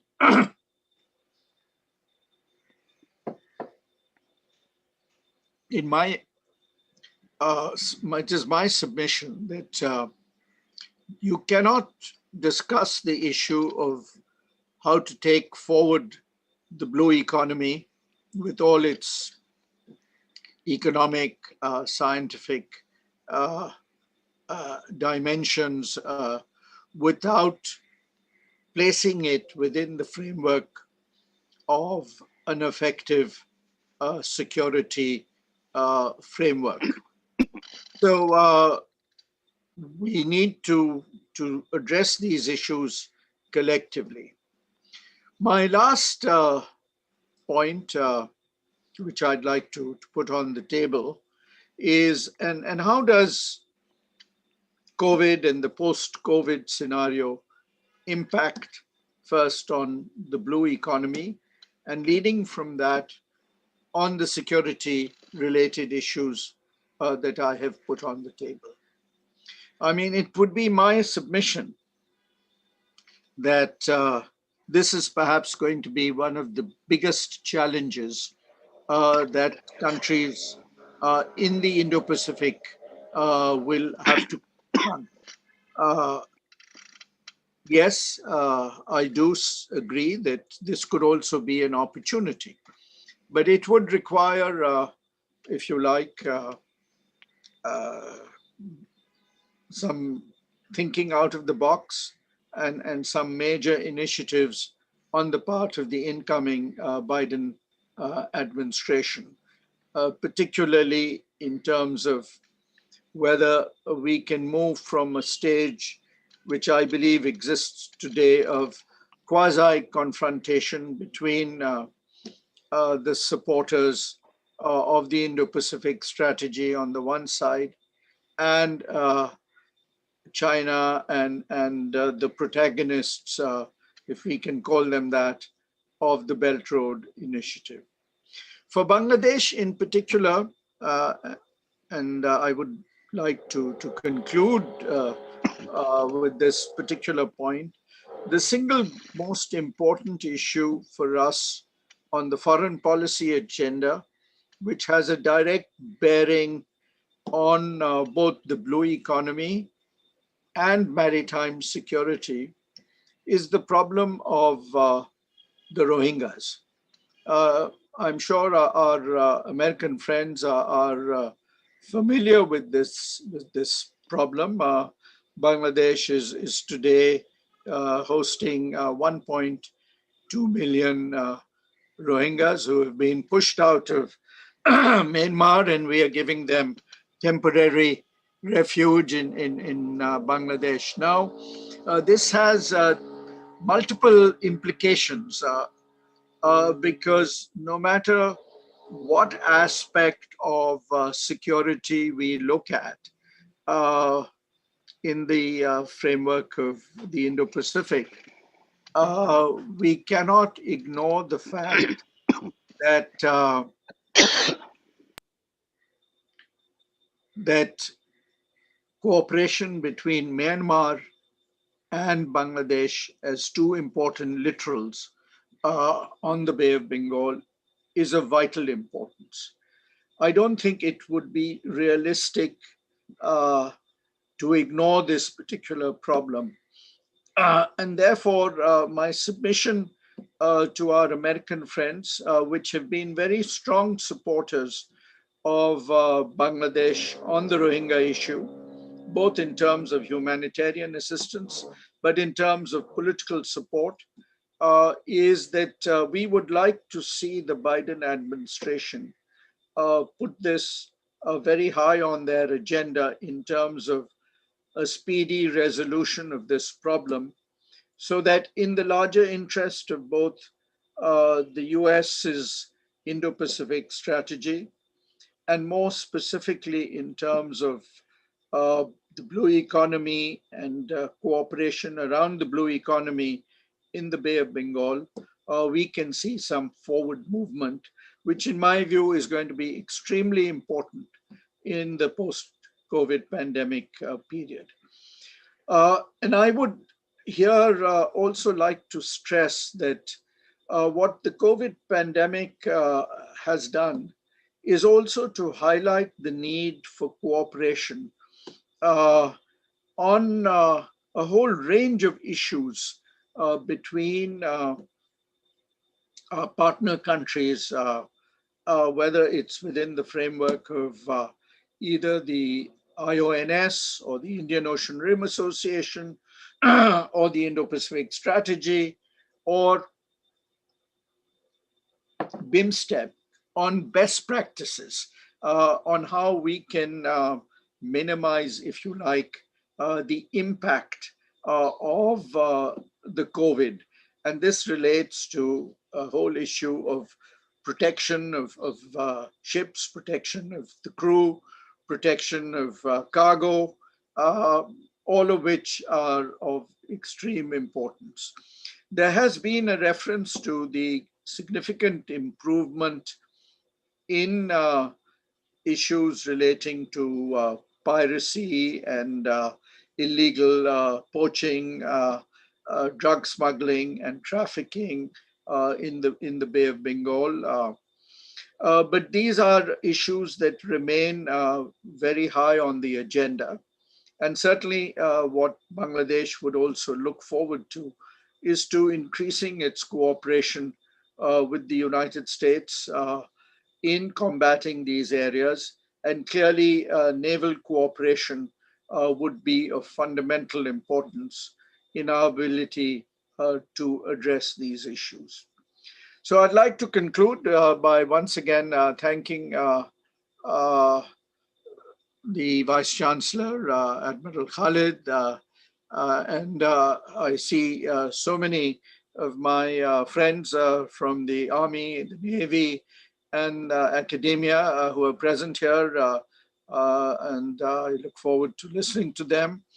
And finally, a special thanks to our friends from Hawaii and also the U.S. Deputy Chief of Mission, Ms. Joanne Wagner, and to say that Bangladesh indeed values very much its partnership and cooperation with the United States in taking forward the blue economy, which, as I said, we have given the very highest priority.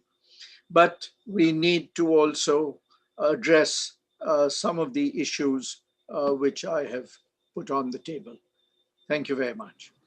Thank you very much, Ambassador Sir. Sir, you have put up quite a few number of very, very pertinent and very, very important questions.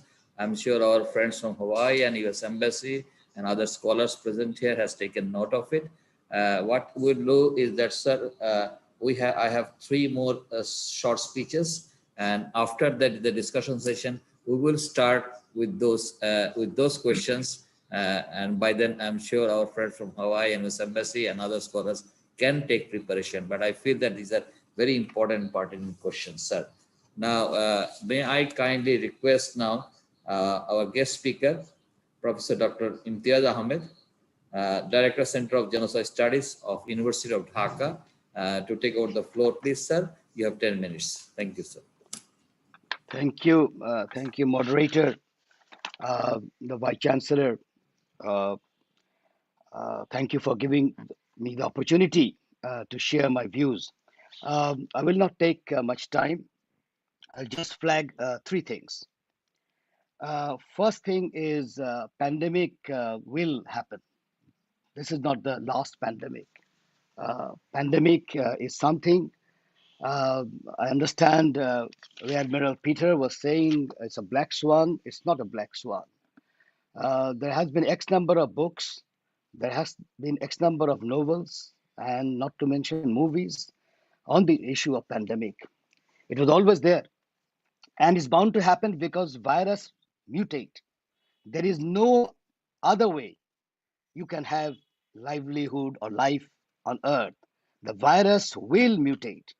The only thing is, sometimes they mutate in a mild manner, sometimes they mutate dangerously.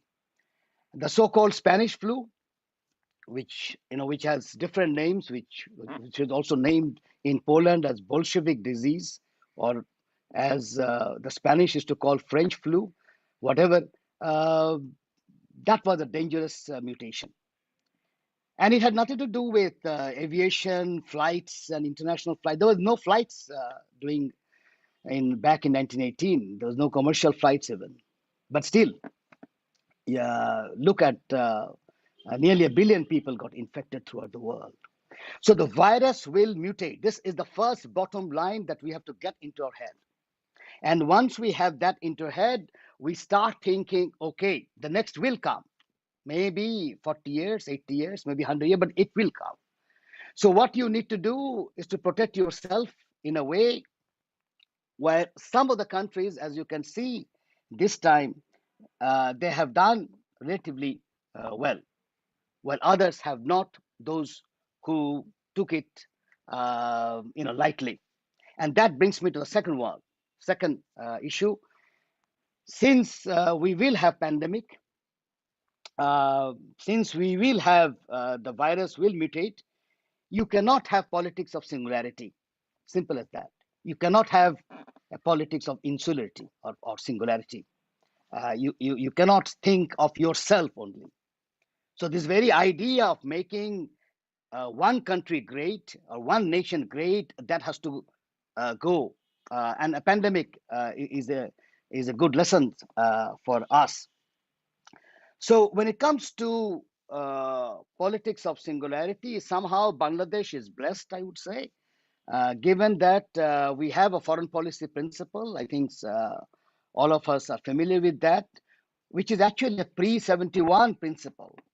It was a principle that was flagged by the party in power back in 1970 during the election, during the Pakistan phase, and that was friendship towards all, malice towards none.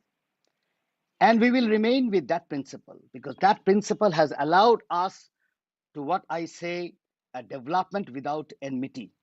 We practically do not have enemies, literally. And this has helped us immensely.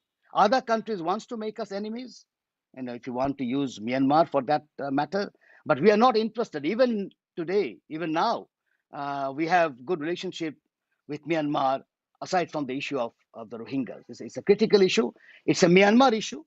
It's not a bilateral issue. Since a genocide was committed or war crime has been committed or crime against humanity got committed this time by the Myanmar military. So it's no longer a bilateral issue. It's an issue of Myanmar, and Myanmar has to resolve it. And of course, tremendous international pressure is required. So the third one, if you have friendship towards all, if it is not politics of singularity, then what do you do? Broadly, and because of time, broadly, there are two theories one can play with. One is theory of scarcity, and one is theory of abundance. Now, somehow we are into theory of scarcity. That's the problem. And this has to do, I think, also because economics has become a mainstream discipline, which is otherwise a very dismal science, but it got mainstream for some reason, and they focus on scarcity. Now, once you focus on scarcity, immediately you invoke fear, because from scarcity comes fear, and from fear comes intolerance, and from intolerance comes violence. So this has to be abundant. The theory of scarcity is not the way human civilization has progressed. It's on theory of abundance. And that, I think, is something that we are blessed with. And Foreign Minister, the Honorable Foreign Minister, has already pointed out about the relationship between population and water. Because this is something that we have in abundance, and that is water. Bangladesh is somehow blessed with that. It's only that you have to match the population, not only the youth, but the population with water. And to give a good example, and this has been flagged by Rear Admiral Khurshid already, the shipbuilding. The shipbuilding would be an unique area where you actually blend the theory of abundance. You make the theory of abundance, you mainstream that, because you can blend the population the labor intensive, Admiral Khurshid was right in saying it's a labor intensive industry. You bring the labor, you bring the population, and you bring the water together, and shipbuilding is one of the very good examples. So to make it short, pandemic will happen, and it's not difficult to contain. What you need is public health. You don't need serious weaponries. You can see the ICBM, SLBMs. They are all, not useful, particularly when you have a pandemic. You need very simple, basic things before the vaccine comes, and that is hand washing, wearing your mask, and physical distance. It's as simple as that. And as I said, if you look back into the pictures of 1918, you will see the same thing. In those days, those countries who could not do better or did not know about these three things really did bad. But those who knew a little bit of masking and all did better. Even today, you can see some of the countries with these three things. You don't have to have your universities in the first 10. Vietnam would be a good example. Even if you take Japan, for example, I think they have done wonders largely because they followed those three basic principles. And of course, as I was pointing out, that if you refocus on abundance, the possibilities of your doing good is much better. We just need to see how we can, create things. Somebody talked about innovation, out of box. What are the plus points that we have, not the minus points, because minus points, invokes fear, and that is not how human civilization can progress. I will stop. Thank you very much. Sir, thank you very much. You are always very precise and to the point, sir. Thank you very much, sir. This will definitely make some point in our discussion session. Ladies and gentlemen, those who are now listening to our this webinar in other mode, please put up your questions in the question box so that at the end we can take them. That will make my job also very easy. At this moment, ladies and gentlemen, may I kindly request our distinguished guest speaker, Mr. J. Scott. However, he is the Asia Pacific Center for Security Studies, Hawaii, and he is going to speak today on climate change, resilience, and the blue economy, lesson learned from COVID-19. Professor, the floor is yours. Thank you very much. Distinguished hosts, distinguished guests, colleagues, and students, future colleagues, thank you for the invitation to speak. I am a professor, and in the last 10 or 15 years, I have forgotten how to profess without PowerPoint. So I am going to share my screen with you here and pull up some PowerPoint slides. Oops, come on. There we go. Okay, you've noted what the top is. I will keep this as short as I can. Disclaimer, these are my views, not those of my agency, okay? We've talked about the blue economy. You know it well. It's a widely used term with a variety of distinct meanings, and we've talked about a number of them and how they interrelate in previous presentations. What I'd like to do is focus on a thesis today with 3 points. 1, climate change is inextricably linked to the blue economy. 2, the COVID-19 experience provides lessons for anticipating the economic and security impacts of climate change. COVID-19 provides lessons for climate change. And resilient recovery from COVID-19 provides an opportunity to simultaneously address climate resilience. Okay. This slide is from the World Bank Group. I use it simply to point out that it is well known and incorporated that climate change is one of the major elements of the blue economy that needs to be taken into account. How so?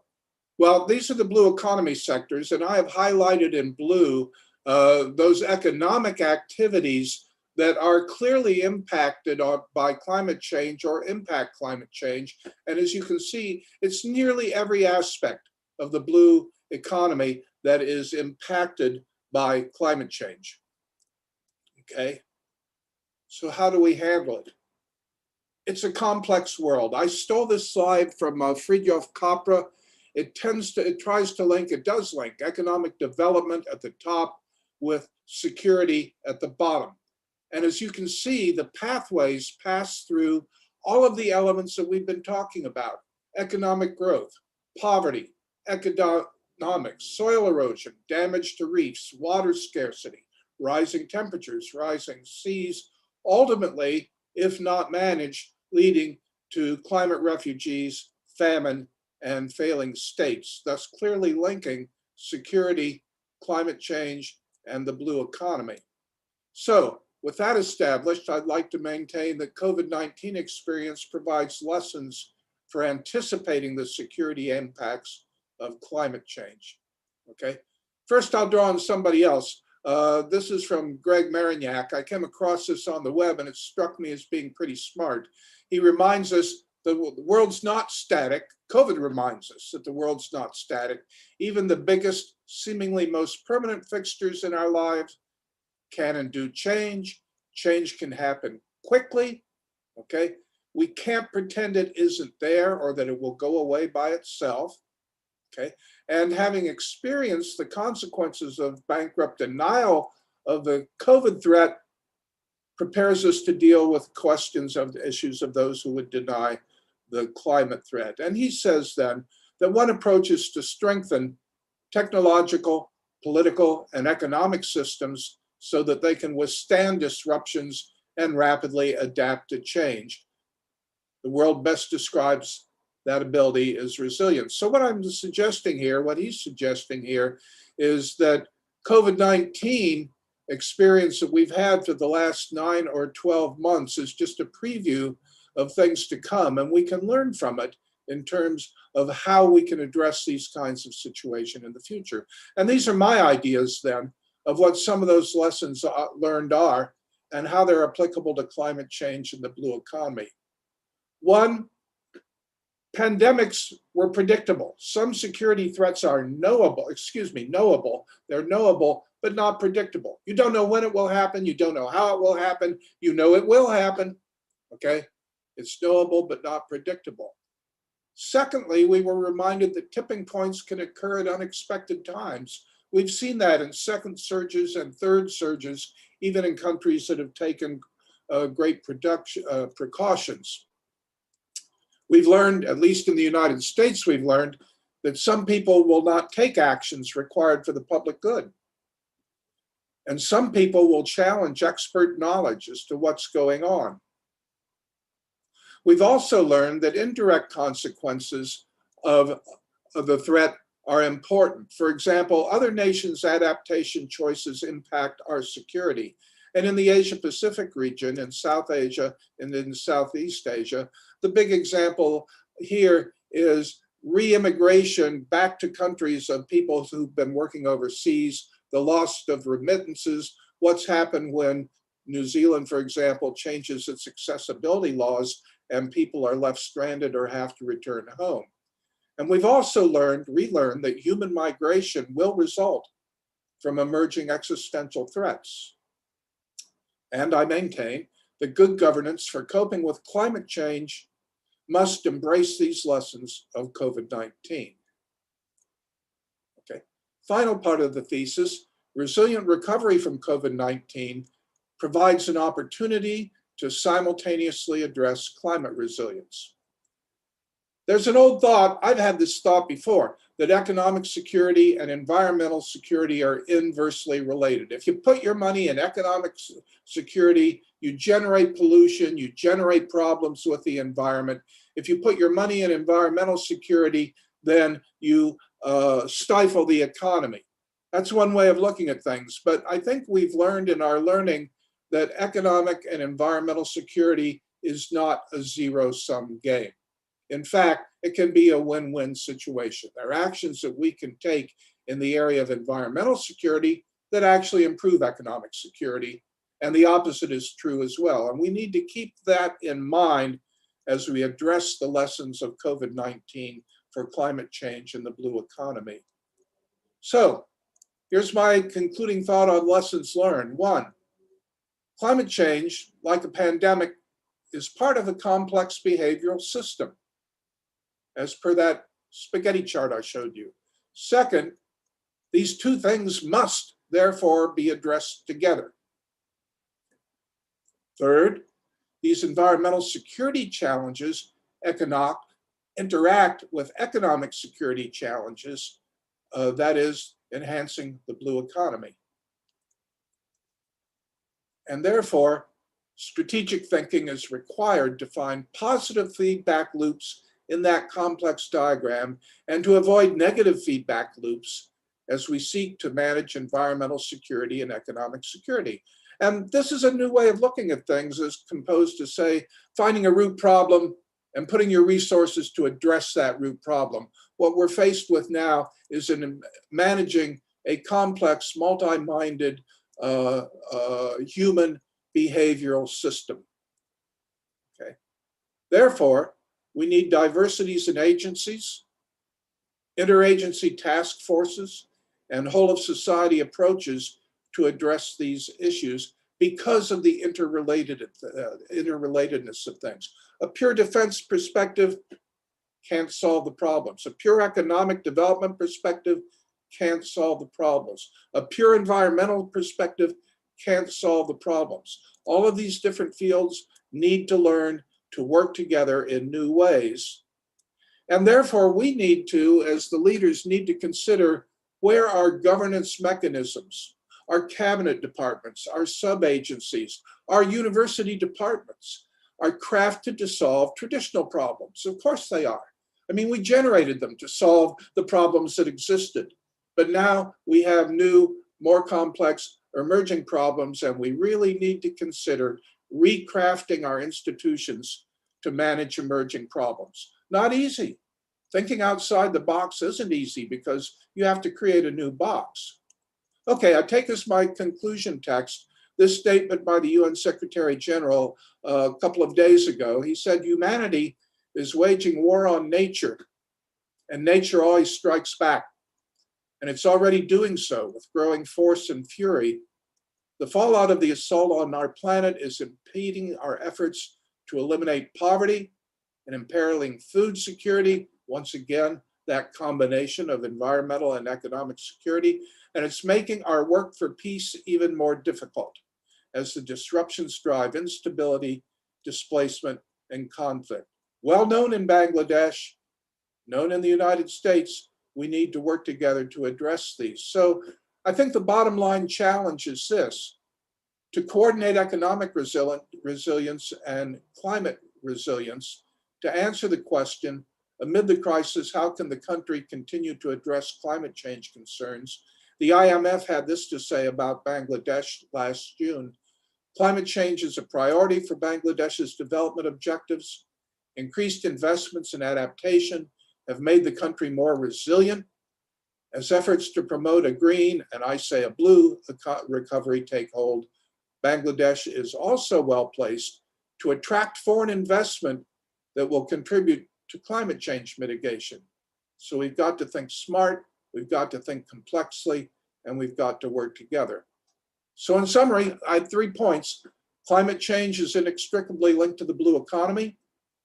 COVID-19 experience provides lessons for anticipating the economic and security impacts of climate change, and resilient recovery from COVID-19 provides an opportunity to simultaneously address climate resilience. Thank you for your attention. Professor, thank you very much. Very focused, very precise, very to the point, and everything is there. Thank you very much once again. Now, ladies and gentlemen, the last speaker of our webinar today is a guest speaker, Professor Shaun Rahman. He's a professor of University of Hawaii at Hilalu, and he's going to educate us now. And he is going to speak on the post-COVID-19 university education. I think this will be a very interesting topic. Professor, the floor is yours. Honorable Minister, distinguished guests, military personnel, diplomats, students, professors, Assalamu alaikum and aloha. My name is Shaun Rahman. I am the only university professor in Hawaii right now. There used to be second person, but he's not in Hawaii anymore. So far, we have heard stories and plan a very high level. We talk about pandemic, the blue economy, and how we can make it sustainable. I'm taking the other approach, kind of narrow down that how we can make some, especially some successful collaboration with Bangabandhu Sheikh Mujibur Rahman Maritime University and our university, University of Hawaii. We have a MOU signed in 2017, but unfortunately we could not make much progress, or we didn't do much things. So that's why I would like to talk about today some action item maybe we can do. Maybe we can do some work together. That would be kind of my talk. You see that everything was good. Suddenly this pandemic hit, and then we are doomed. And today, in fact, we have lost over 3,000 people in the United States. 3,000 precious life has gone today. So we cannot be, it's unbelievable that nobody believed that it could happen in United States like that. So a little more about me. I born in Bangladesh. I studied in university, Bangladesh University of Engineering and Technology, graduated in 1998, and then came to US as a grad student in next year, 1999. And since then I'm here. I'm a professor in computer science in the University of Hawaii at Hilo.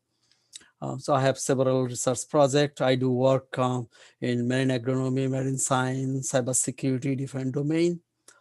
And this is my family. I have 2 boys, and my wife is a statistics professor. In fact, we sit in the same building. She graduated from Dhaka University. So these are the team. Last time when visited 2019, you see our BC and all other guests here. We had a very good visit. We were very excited. But after that, we could not make much progress, and then pandemic hit. I don't blame those people. But the thing is, we need to make some progress. And that would be my talk, that what are those opportunity or what we can bring to the table?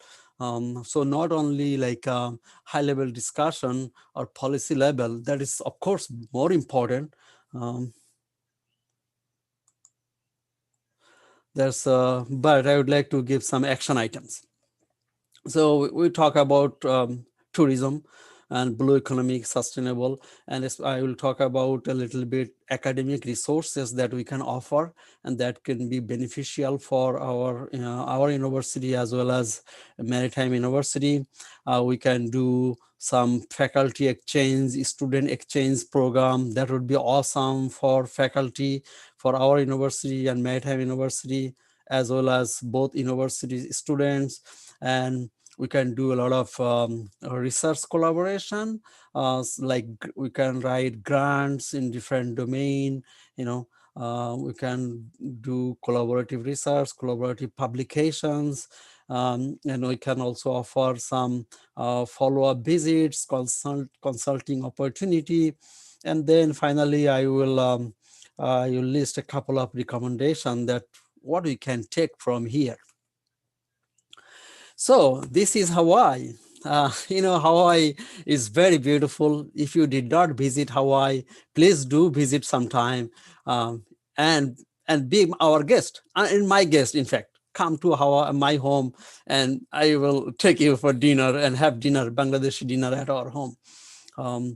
So Hawaii is a very beautiful place. People call it like paradise of earth. I haven't seen paradise, but I am in Hawaii. It's beautiful.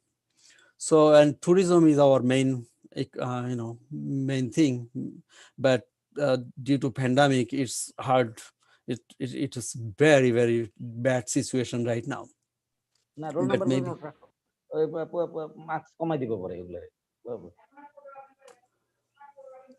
Okay, I'm hearing some echo. Anyway, I'm hearing something. So one thing we can offer that some online courses.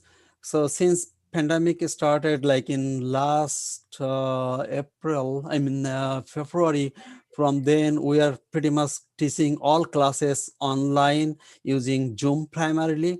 And we can do the same thing. We can offer classes for Maritime University, especially some specialized class like marine science, fisheries, aquaculture, and some security class, information technology, some classes. We have some world-class expert, and Maritime University can take advantage for those resources. Of course, we have to work it out, some logistics, that's important.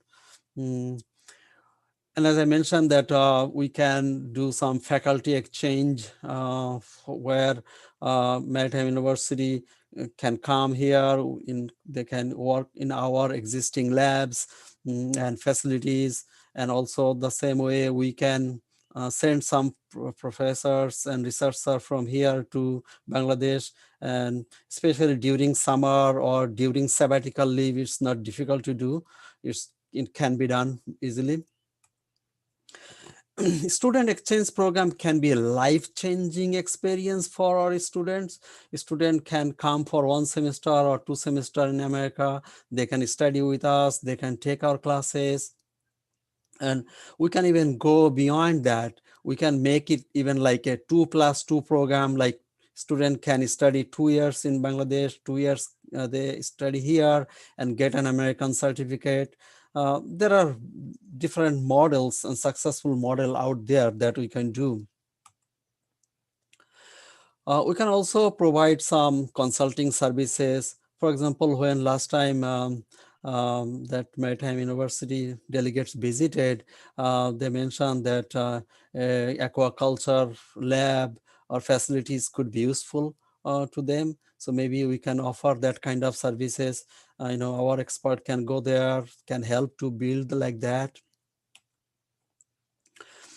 And most importantly, that's kind of my area that, as I mentioned, there are many, many resources out there, especially countries like Bangladesh. It's a very challenging country for a couple of places. One is the climate change, and then huge opportunity in aquaculture and marine agronomy, the blue economy, and then huge workforce development opportunity. So a lot of grants are available. So we don't have to even use our own money. The money will be given by like World Bank, Asian Development Bank, European Union, Japan, and many other sources. Even some sources can be like US sources, such as like Gates Foundation, National Science Foundation, even Google Foundation, even some smaller grants like $50,000 to several millions, 50 million, $100 million grants.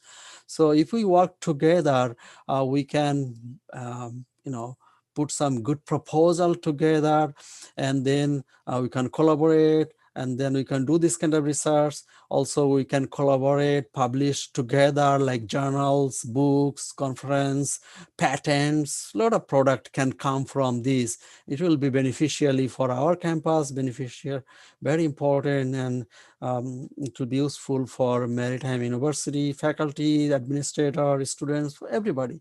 This is a win-win situation, I think, for us and Maritime University. And since I'm in Bangladesh, I am seeing like both side interest that how we can, and I know that the system very well in both sides, so I can see how it works. As I mentioned, like research collaboration is another place where the Maritime University people are, the faculty, all those, they can use our existing labs, and we can also mentor those students, faculty, junior faculty. So it can go both way. And we have some very good resources like digital library, some specialized softwares, database, high performance computing facilities, cloud resources, a lot of tools and technologies out there that can be leveraged. We can use those for our research and academic purposes. I'd also encourage Maritime University to invite us, or maybe sponsor us, so that a team can go from here, so they can see in person how Bangladesh look like, what kind of students or lab facilities they have, because it should not be like one-way direction. It should be both way communication and visit. So I would encourage Maritime University or university to participate that kind of activities. And finally, I would like to make a set of recommendation. One thing is I would suggest, if I may, to form a working committee, to including like some faculty, some researchers and administrator in that, so that a small committee who can decide what to do, how to do, and then they can identify the pieces that can be beneficial for both sides, and then we can set up some expectation and timeline, and we can work on those. It could be a baby step, some small task, but it's very important to start with somewhere.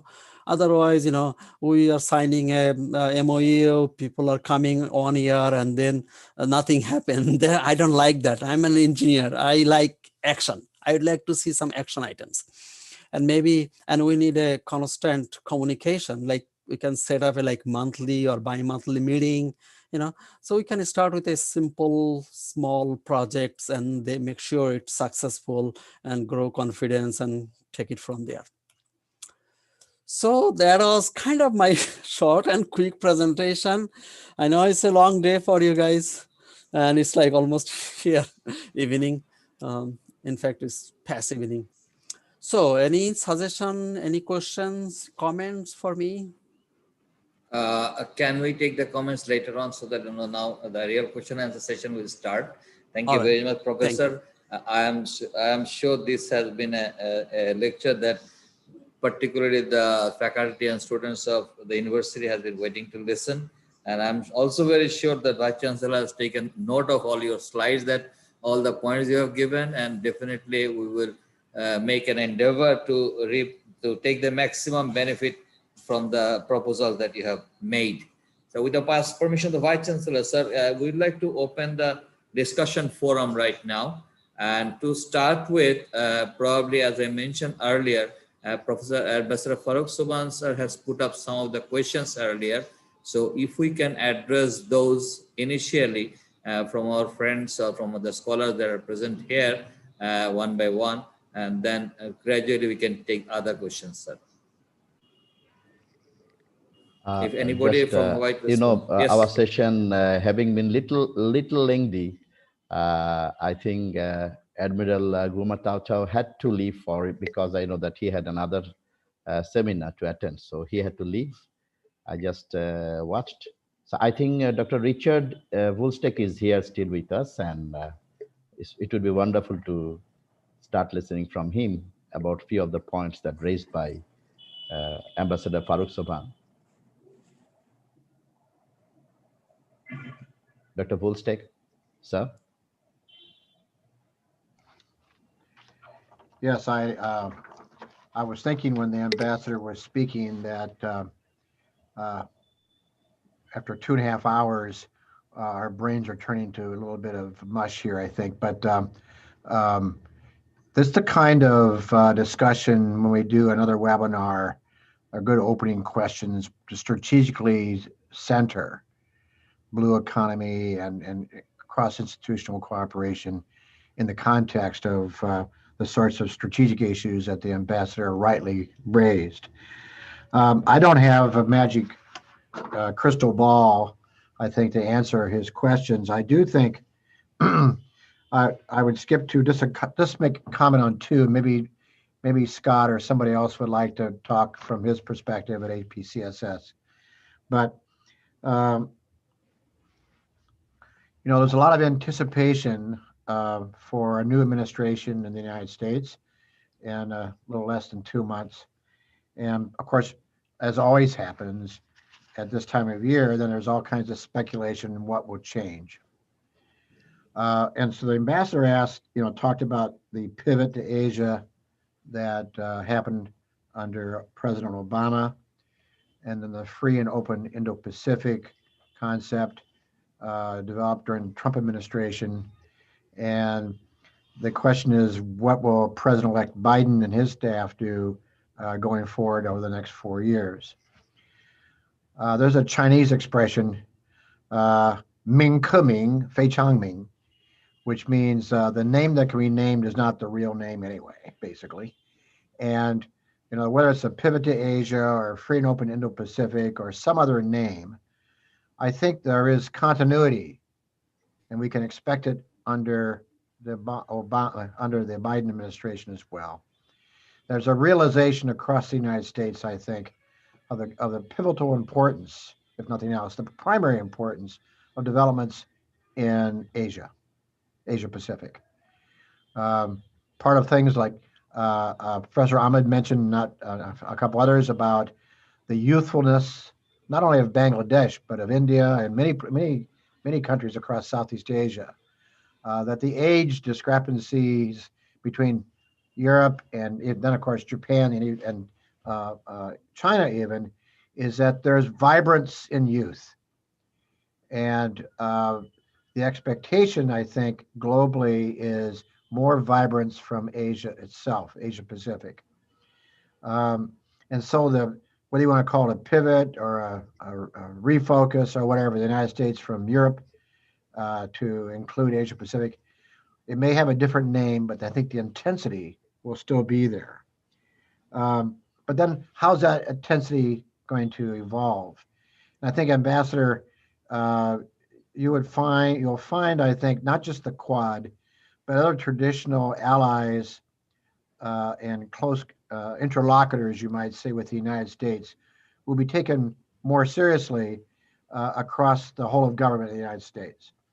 One of the things that all nations want in foreign affairs is a bit of predictability. And over the last 4 years, there's been less of that, I think, than many people wanted domestically or internationally about policies towards our allies and towards the region. And it's a spectrum that varies from administration to administration and year to year. But I think looking at the president-elect's team, that there's a lot of experience among those people operating in this part of the world, that is Asia Pacific. And I think we're going to find, I hope, a continuing attempt to be increasingly nuanced and effective in our partnerships and relationships and our collaboration in addressing real global issues. And from being at the East-West Center, where we do so much work on climate change related activities, it's heartening to see the president-elect put climate change and the importance of global interaction to address climate change issues high on his agenda. And so I think the real questions to be asked going forward is, talk is cheap. What does that really mean on the ground or on the ocean? And I think, there's a growing realization, and the East-West Center certainly is trying to promote this further, is that the blue economy issues that have been around for almost a decade really have to get more constructive practicality about it, and the way we educate our citizens, our general public, but also how it enters into even the academic K-12 or primary, secondary school, let alone colleges and universities. That we have taken ocean resources, coastal seas, shoreline agriculture and aquaculture and so forth, far too much less seriously, I should say, than we should. We are losing our coastal seas. We're having some real possibilities of rebuilding coastal waters, as was mentioned earlier today, by reasonable regulatory activities. And so, I think the main issue that when we look at cooperation between our two institutions is to look at practical things that will build awareness, not just talk about it, but things we can highlight that we do at our university and our East-West Center and our colleagues and collaborating institutions to show that change can happen when it comes to blue economy developments, to mitigating the impact of climate change, and to cooperating with us on COVID or a whole range of scientific and political issues. We've got to start taking things more seriously for our children's sake, if nothing else. And I think the rhetorical overlay, I hope, will take more cognizant in the United States and across the countries that we deal with about the importance of international constructive actions to do practical things that make a difference in our environment. And if we don't, I think we're going to find that non-traditional security issues are going to become the central issues. Availability of potable water. We have a Mekong project going on, whether it's the Ganges or the Irrawaddy or the Salween or the Yellow River or Mekong. All these rivers are at risk because of reduced Tibetan melt and dam building and poor management of waterways domestically and watersheds that also have impact on coastal waters. So we're going to see, I think, just looking at water issues, which of course Bangladesh is central in water issues, that we're going to see good water management in Southeast Asia is going to be in South Asia is going to be a key factor in economic success and social stability. It's the security issue that's with us right now, and it's going to only get worse with climate change, rainfall changes, snowfall variations, and so forth. So when I talked about earlier about non-traditional security issues, I think that the kinds of things we're talking about in this seminar are at the heart of issues we all need to pay more attention to, and that's the stewardship of our environment, and very much greater attention to blue ocean, blue economy kinds of topics. So that's probably, Mr. Ambassador, probably the answer of no answer. But of all the questions you asked, that's the one that springs to my mind as one where institutionally, given what the Maritime University does and what we do, and what the professor from University of Hawaii Hilo had to say, let's look to practical issues so we can take practical examples to build larger examples of cooperative success.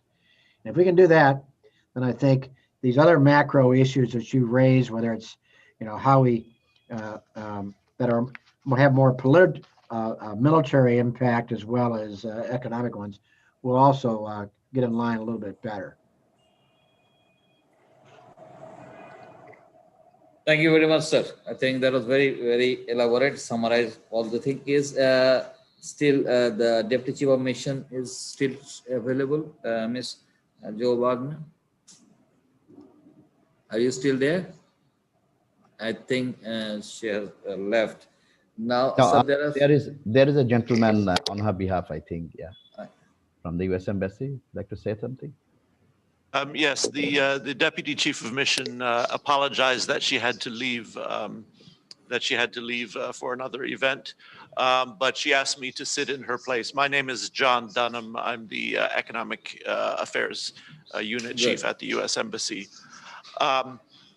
One comment that I would make is that we are often asked what will happen now with the Bangladesh, with the bilateral relationship now that there's going to be a transition in our administration.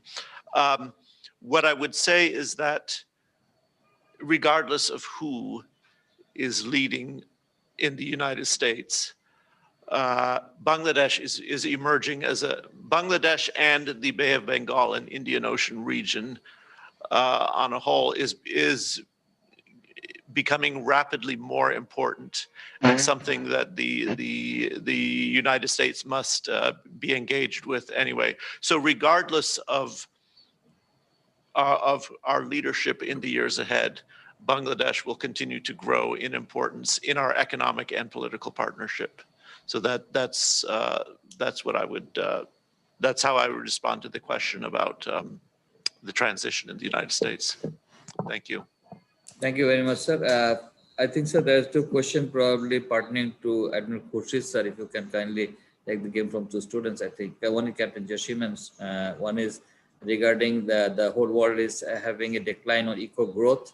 What immediate step Bangladesh should be taking to maintain the economy challenges, and also a deep sea, any prospect of deep sea tourism, also maybe also deep sea fishing also, especially in COVID-19 era, if you can cover this to sir.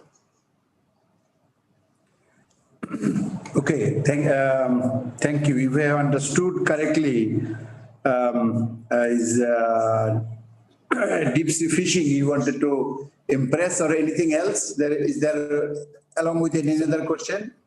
Deep sea fishing, deep sea tourism, and Okay. also there is a decline in eco growth, having especially on the pandemic issue. How Bangladesh should take the challenge of in future blue economy post COVID, sir.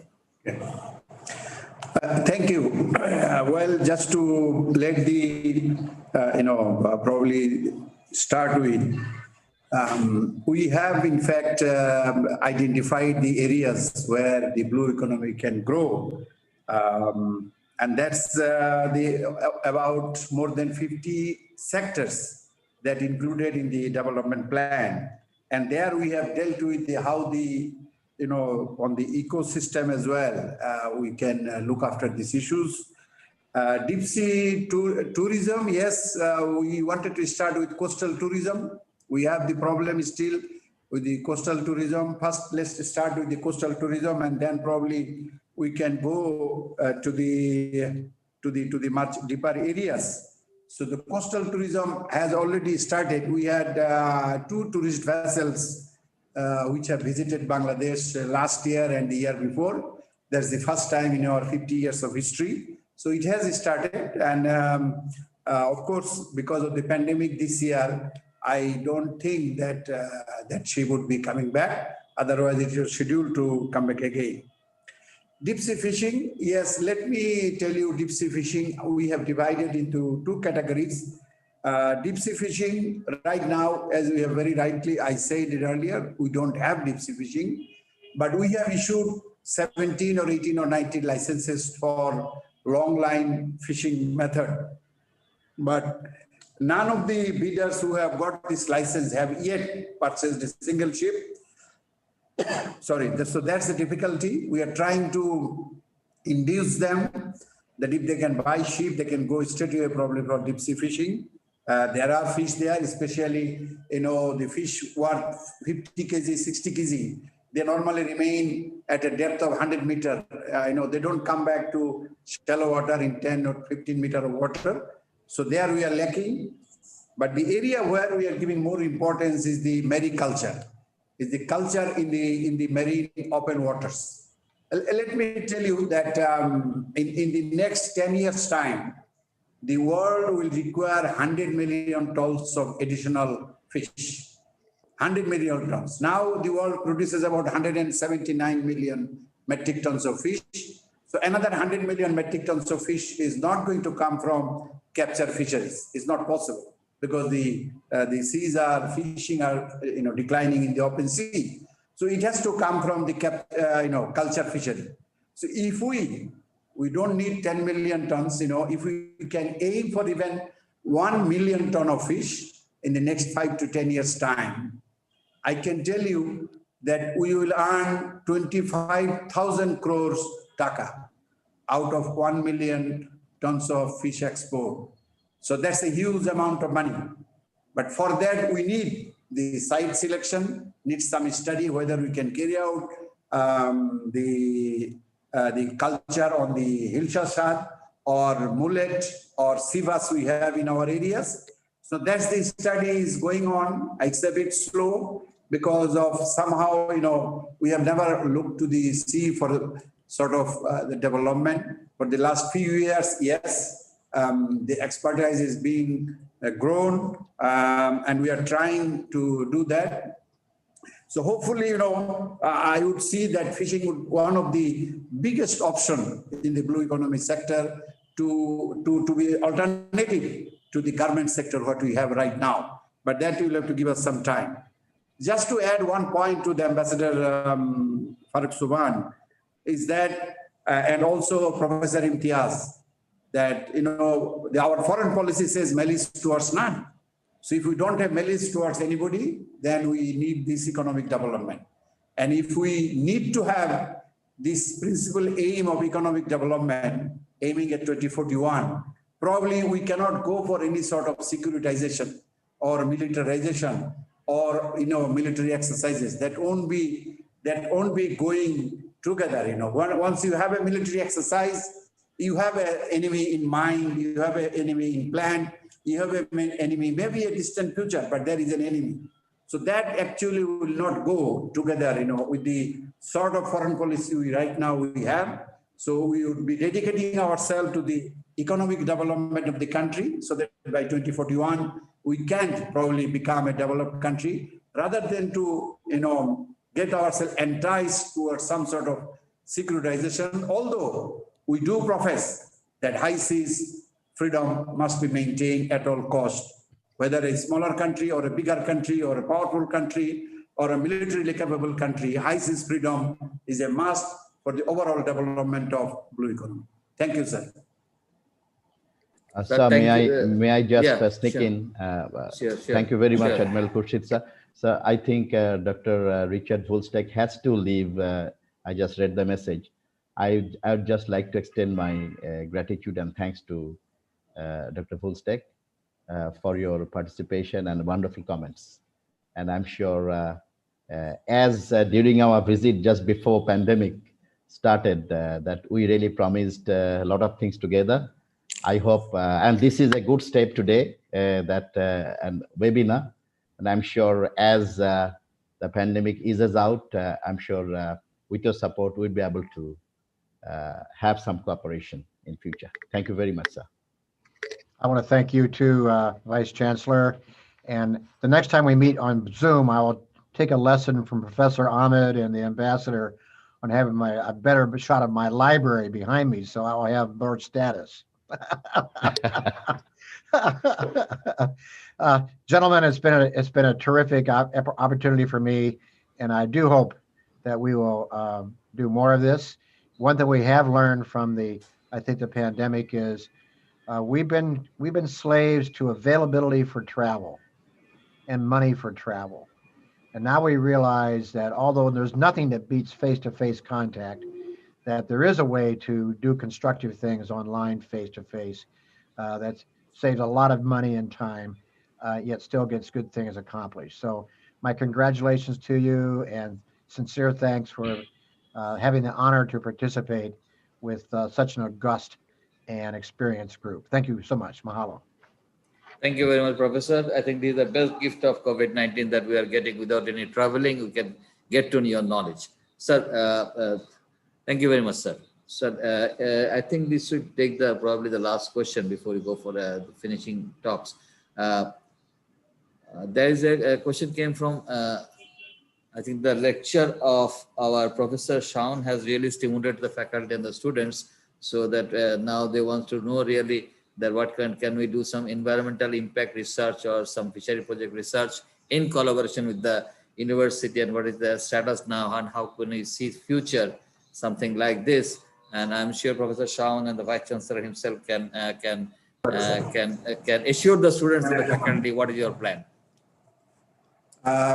May I take a second, Vice Chancellor and the moderator? Yes, sir. I will have to leave 11:45. There is a meeting down below with the Honorable Minister.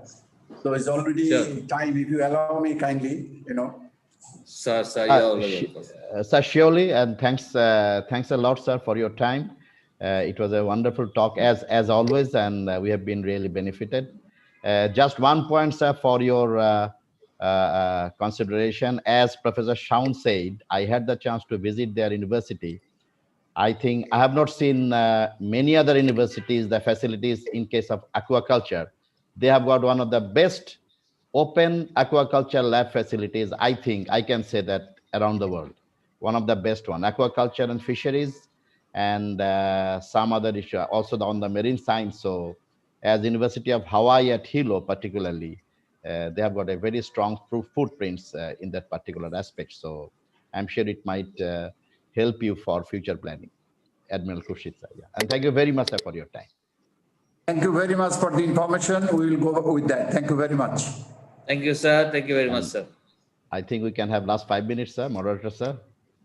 Yeah. Okay. The question. Actually, what is your plan? Because seeing the question, it looks like that people are really interested to know that actually they can do some collaborative works with their university or research facilities there.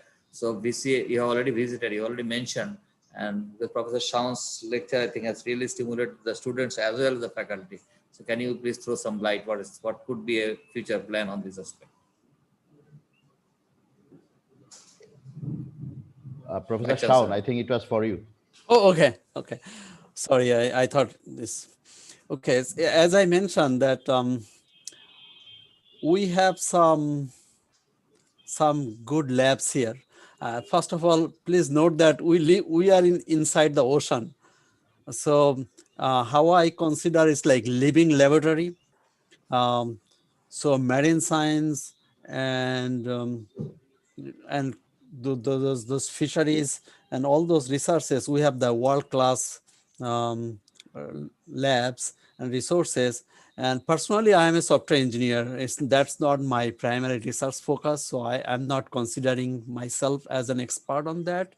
But I do have several research projects with marine agronomy, aquaculture, and I do serve as their system guy, whatever software, simulation, whatever technology they need, I am their part, because nowadays all those research projects are you need diversified people.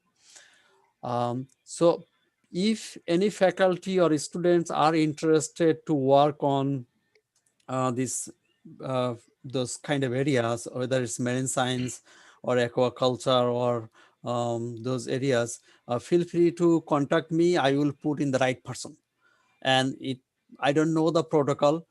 Maybe you need to go through by the vice chancellor and then contact me. But I'm very open. I will be, if I can do anything to help you guys, I'll do that.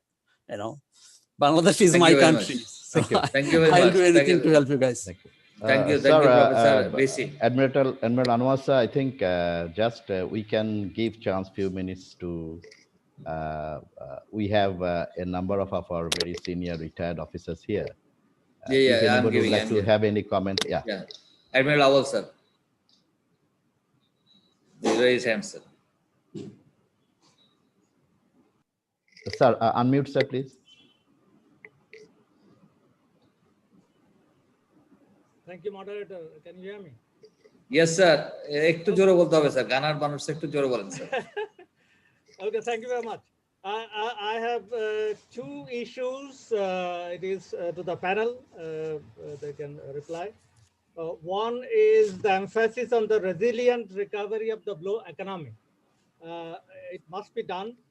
The problem is that if you see globally, $88 trillion of global economy, and the blue economy segment is about $2.5 trillion. So what has happened through this pandemic recovery? The voice of the blue economy sector is not much.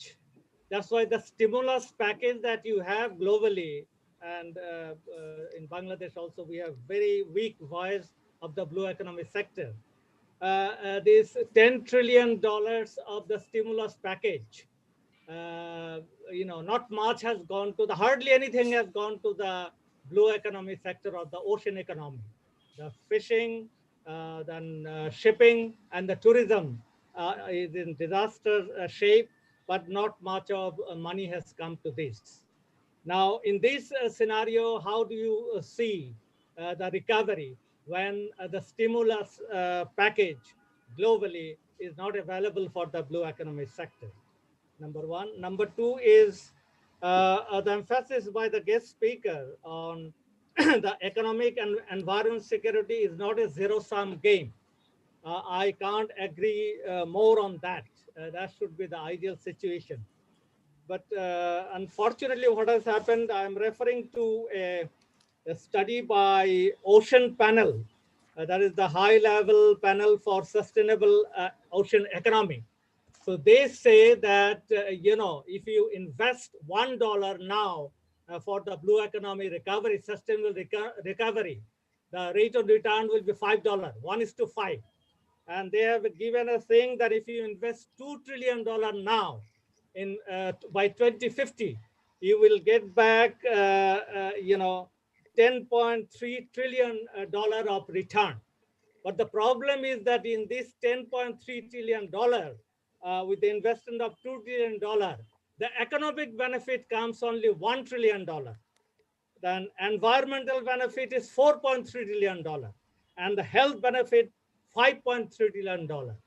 So given this scenario, I attended another conference. So what they are mentioning, the problem is that the blue economy is projected as a sustainable development model.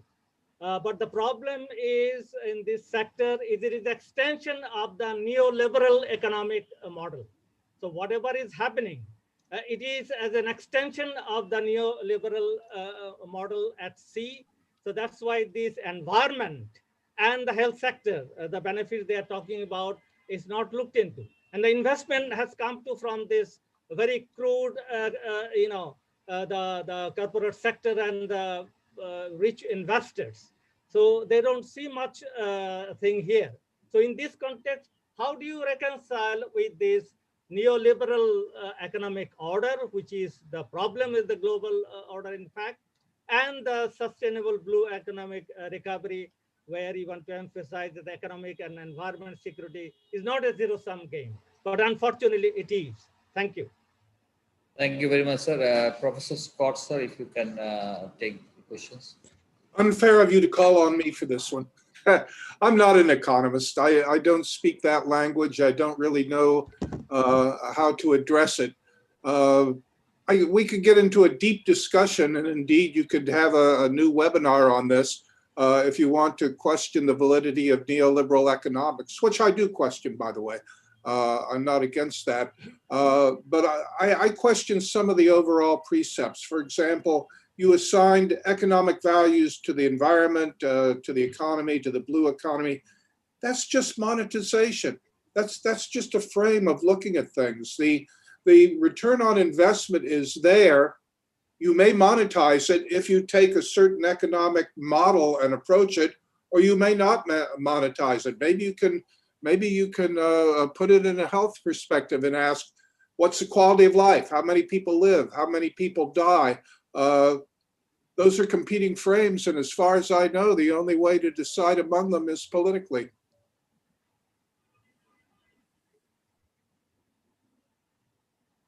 Yeah, thank you very much. So, I apologize for my ignorance.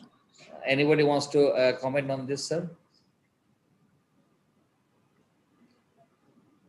Yes, sir. Sir, Professor Suman, sir.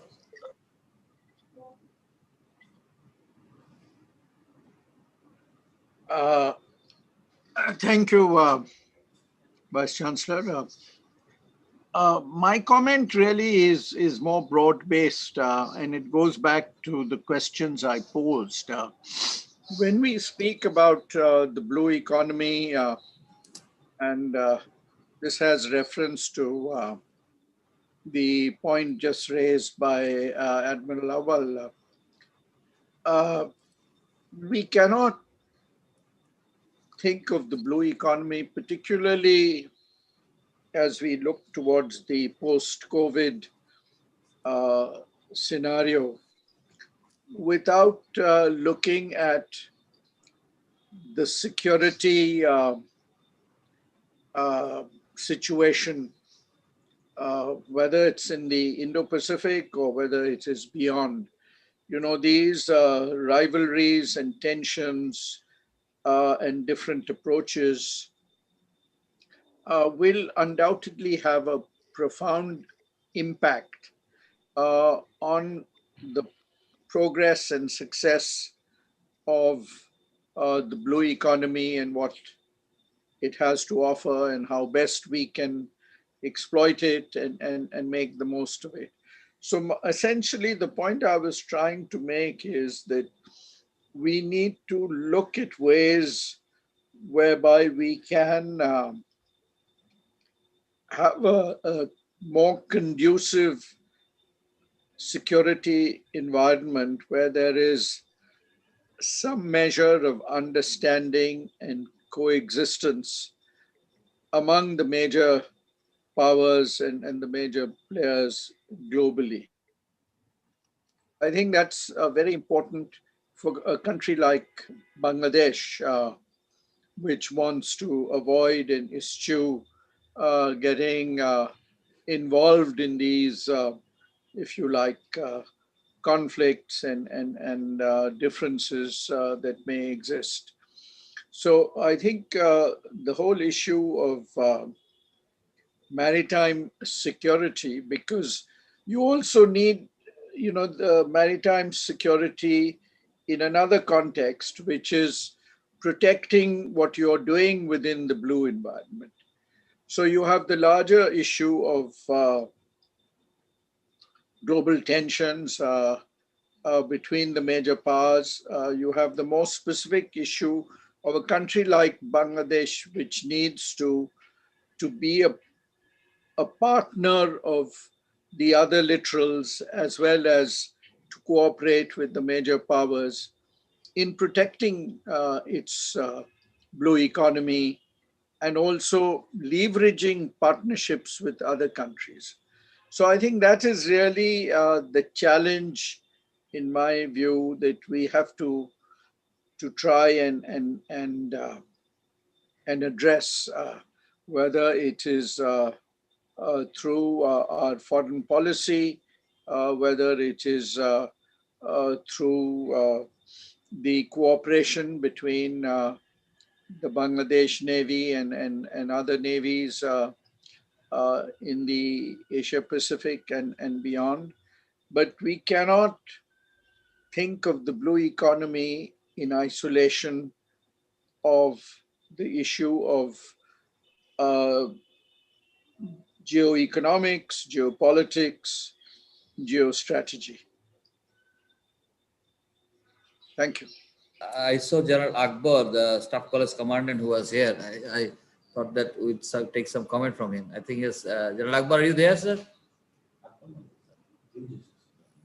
Yes, sir.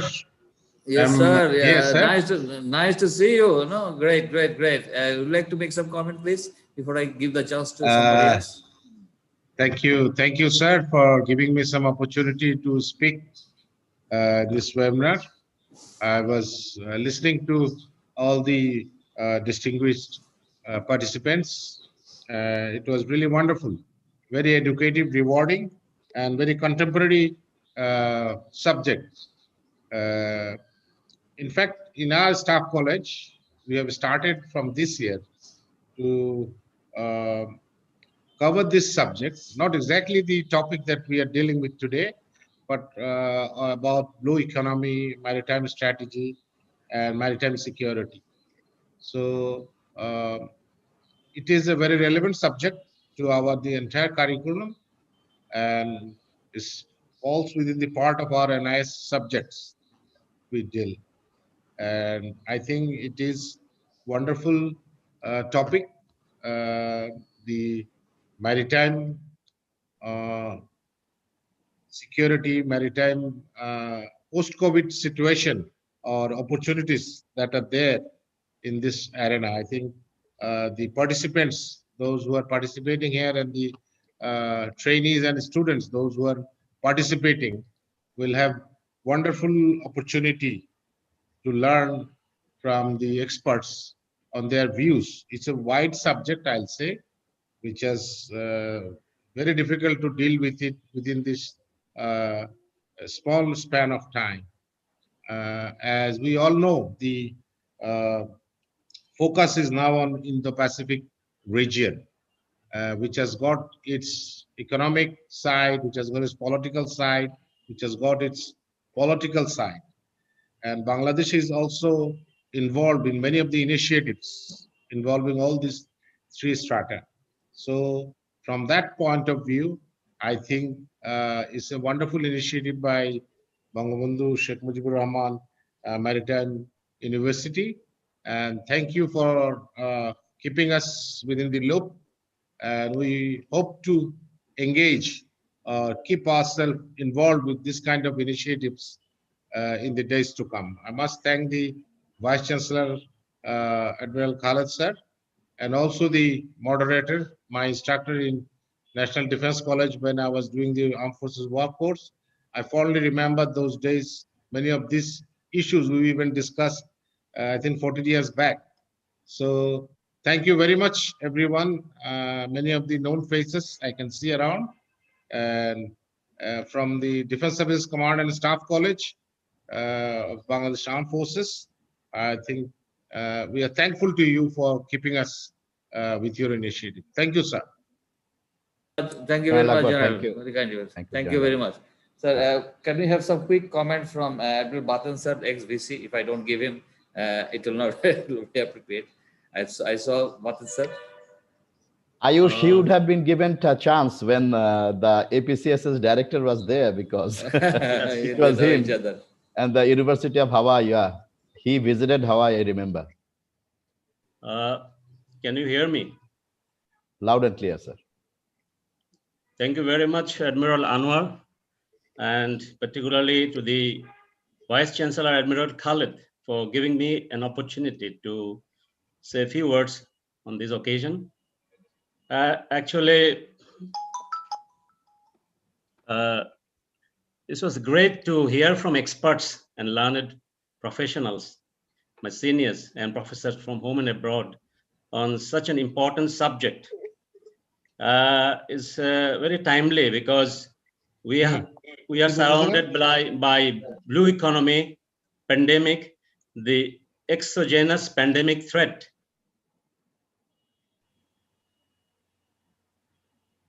The world.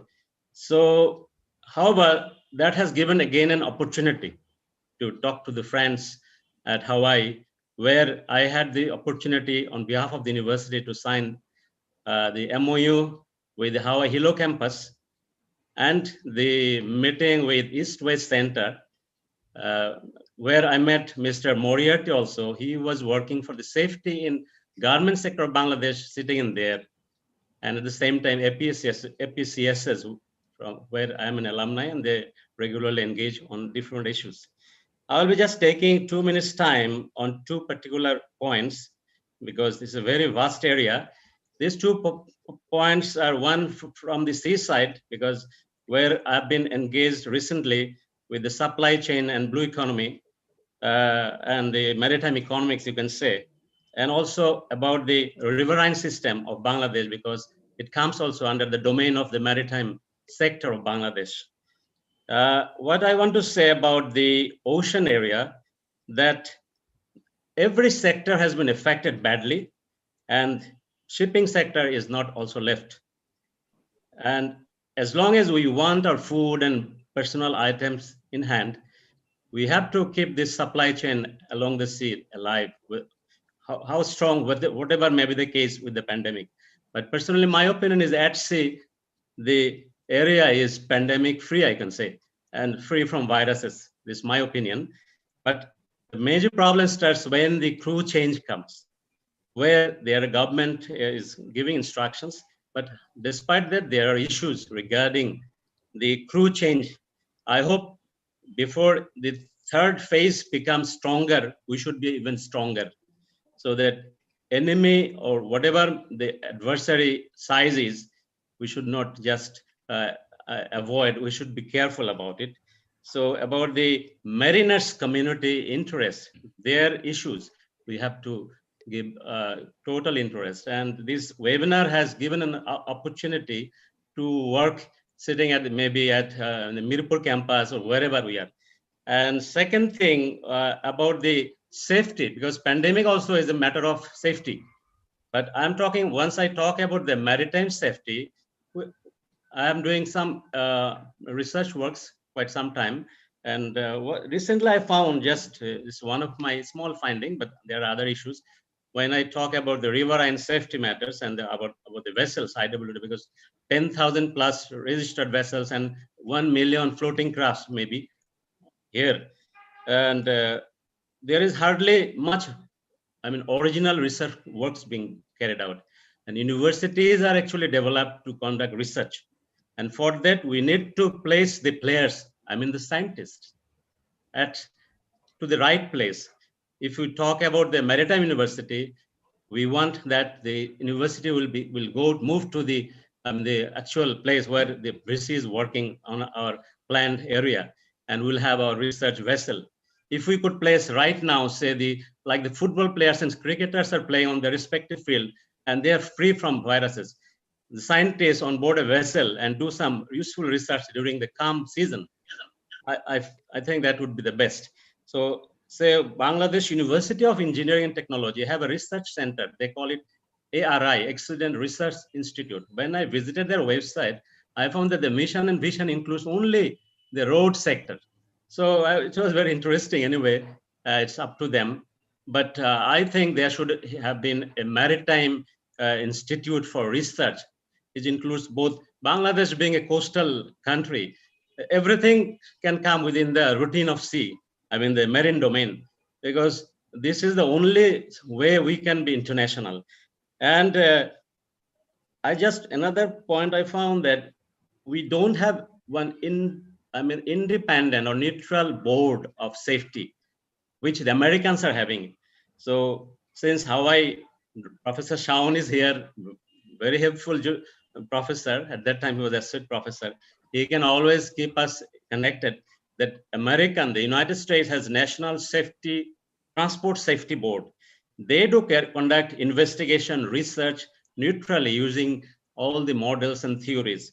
And they go for finding the root causes of accidents. We have numerous accidents, and hardly these are reported by media. They normally love to visit when the VIPs are around in the riverine sector. And at sea is a long question. So we should engage this Maritime University with international places, the platforms like Hawaii. They have safety and security. Both sides, they can, I think, help us or guide us to form similar board at the national level. Admiral Kushi sir, if he, I will communicate also. I think the university will record these things, and at the same time conduct research, original research. And for that, we need to nurture our young scientists. Those were the players for this. The future field of this.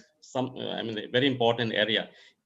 If we cannot make the scenario safe, we cannot conduct research and we cannot conduct economic activities.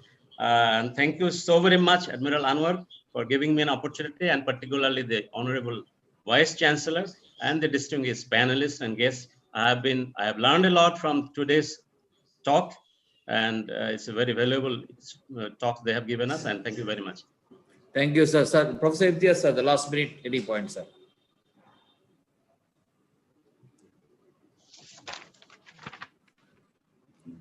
Professor Imtiaz, sir. Yeah, thank you very much. Just two things. I was listening to Professor Shawan and others. One is for blue economy, you need a blue mind because our mind is very brown. I'm sorry for this racial connotations of making it colorful, but our mind, our whole education, our national curriculum is brown. It's very land-centric. So how do you transform a land-centric understanding of things to water-centric understanding of things? Now, we are blessed, as I said, because the Bangladeshis would know very quickly, Nodi Matrik Desh, our country is not land-centric, it's water-centric. It's a water country. And that's precisely the reason why we say Nodi Matrik Desh. But this has not been mainstreamed in education. And this is where the second point, listening to Professor Shawan, if you just ask a simple question that what is the difference between the so-called Spanish pandemic, which was a global pandemic, and the current one? The only change or the big change between the two is technology. That's all. Otherwise, it's you look at the pictures back then. Everybody's wearing masks and keeping a kind of a physical distance. Something of that kind. Even washing hands was also promoted at that particular time. So what is the difference this time? Is the technology. Now, this technology will not go away. So my request to Professor Shwan would be that this is an opportunity to bring the virtual and the physical together. The virtual and physical will not go away. What we are having today is the future classroom. Yes, it's virtual. It's not going to be everything virtual. There will be physical. No doubt, once we have the vaccine, there will be. So it is possible to have joint certificates. It's not like American certificate alone would do. I'm sorry to say, Professor Shawar, you need Bangladesh certificate as well, which you earlier got. So you need joint certificate, and that would be the future D-class space. You're not going to have a classroom. You can have your classroom in the bus, in the washing room, anywhere in the world. You can have a classroom. And that is something that COVID-19 has brought us very quickly. It would have come in any way, but the pandemic has brought us this quickly. So you will have students in the future, not only from Hawaii and Bangladesh, you will have in your classroom students from Papua New Guinea, Hawaii, Australia, Nigeria, all messed up in your classroom. And that's the reason I say D-class space. So I guess from that point of view, the Maritime University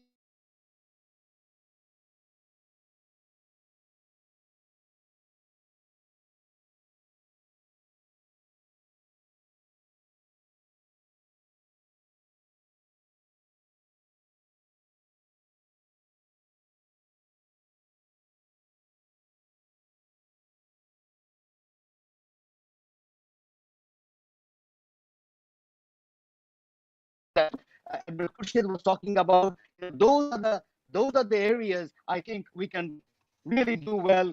And I'm very hopeful about the future, because every pandemic makes your civilization point much stronger, not weaker. Yes, civilization has contributed, but as I said, you are going to have mutation of virus in any way. You cannot stop the mutation. Anybody knowing a little bit of virus would know that virus is part of our life. I'll stop there. Thank you. Thank you very much, sir. Thank you very much, sir. We really don't have time, sir. Just last one or two few advice I will seek from Ambassador Farooq Subad. He's the senior most, and always we always seek his advice, sir, to the faculty and students and all participants, sir, before we conclude, sir. Ambassador Farooq Subad, sir.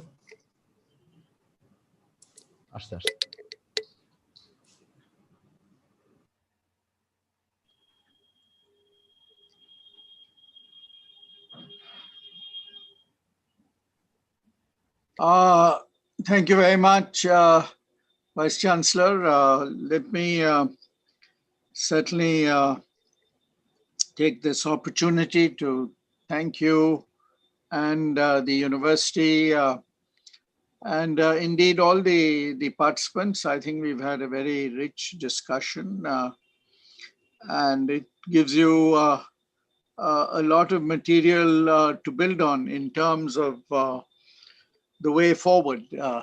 I think my takeaway from this is basically three important points. One is, of course, if you like, the importance, the centrality of the blue economy in the case of Bangladesh as we look towards the next 5, 10, 15, 20 years ahead. And in my view, partnerships are going to be of crucial importance in realizing the full potential. So I would really like to congratulate you for being able to reach out to so many very key institutions in Hawaii. I think Hawaii is, in some ways, I would refer to it as a kind of focal point for collaboration on the blue economy, as well as on a whole range of issues relating to maritime cooperation. So I think the point I want to stress is the importance of partnerships. I think that the second point flowing from the first is the need for Bangladesh to be actively engaged in at least half a dozen key initiatives that promote partnerships. And here I would like to stress the importance of BIMSTEC. And BIMSTEC, as you know, is taking now a special interest in both the blue economy as well as in maritime security. And since Bangladesh is the headquarters of BIMSTEC, we should certainly leverage this to the maximum extent possible. But I was also very impressed by the work which is being undertaken within the framework of the Indian Ocean Rim Association. It went through a dormant phase, but it is now once again at the forefront of cooperation. And as you know, Bangladesh is going to be assuming, as we were told by the foreign minister, next year we will assume the chair of the Indian Ocean Rim Association. So this is again a very important group. And then I made a reference to the IONS. I think that's has been another very important area of collaboration and research, learning from best practice. I was in fact reading about some very useful work that is taking place within the framework of IONS on a whole range of COVID-related issues in terms of the role that the Navy and naval establishments can play in dealing with this problem. I think naval research, maritime research, blue economy research is going to be extremely important. I think one of the big virtues of the maritime university is going to be that you will be training people who should go ahead and specialize in different aspects of the blue economy. I think, in my view, research and in this area is going to be of vital importance. The one issue that is periodically highlighted is has been the issue of climate change and its impact on Bangladesh, its impact on the blue economy. And so this, in my view, should be one of the very key areas. And finally, on the subject of partnerships, I should stress the important role of the private sector and the business community, because this is not something that governments can do alone. The governments can create the framework, but in terms of whether it is in the area of fisheries, whether it's in the area of shipbuilding and so on, the private sector has a role to play. And here too, partnerships will be very important. Partnerships overseas and bringing in and mobilizing the resources, the vast resources that we require to leverage the full potential of the blue economy. So thank you once again, Vice Chancellor, for inviting me and giving me this opportunity. And thank you to all the speakers and panelists and participants for giving me a patient hearing. Thank you. Thank you very much, sir. It was always wonderful to listen to you, sir. May I now request the Vice Chancellor to make some summary, some of the session. Thank you very much, because if I take more than 2 minutes, already people are a little angry and hungry as well, 4 hours almost. And in Hawaii, it's close to 8:30 in the evening. So the first lesson learned from this webinar is next time I plan a webinar, under any circumstances, I will not allow it to continue beyond 2 hours time. I think that is a good, very good time to finish. Anyway, last 2 months, actually, I can proudly say that we have arranged 3 international webinars last 2 months. And now it's time to give a break. Next 2 months, no webinar, because every time I arrange it, my faculty members, it's a heavy stress on them. So I really realize that.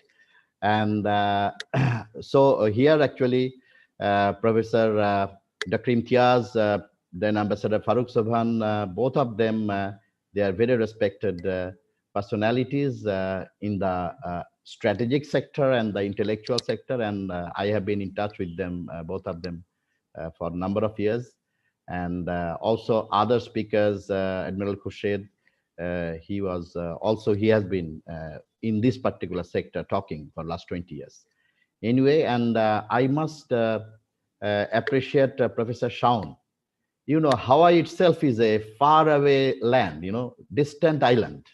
And Hilo, where Professor Shaun is working, is another 40 minutes flight from Hawaii itself. So just imagine, you see the, I remember Ernest Hemingway said in his Old Man and the Sea, man can be destroyed but not defeated. So Professor Shaun has really shown that going all the way from Bangladesh, first to Hawaii and then 40 minutes by flight from Hawaii to Hilo is amazing. Shaun, hats off to you, and you are our flag there. And I please convey my best regards to Chancellor Irwin, Bonnie Irwin, for her time. And that was wonderful.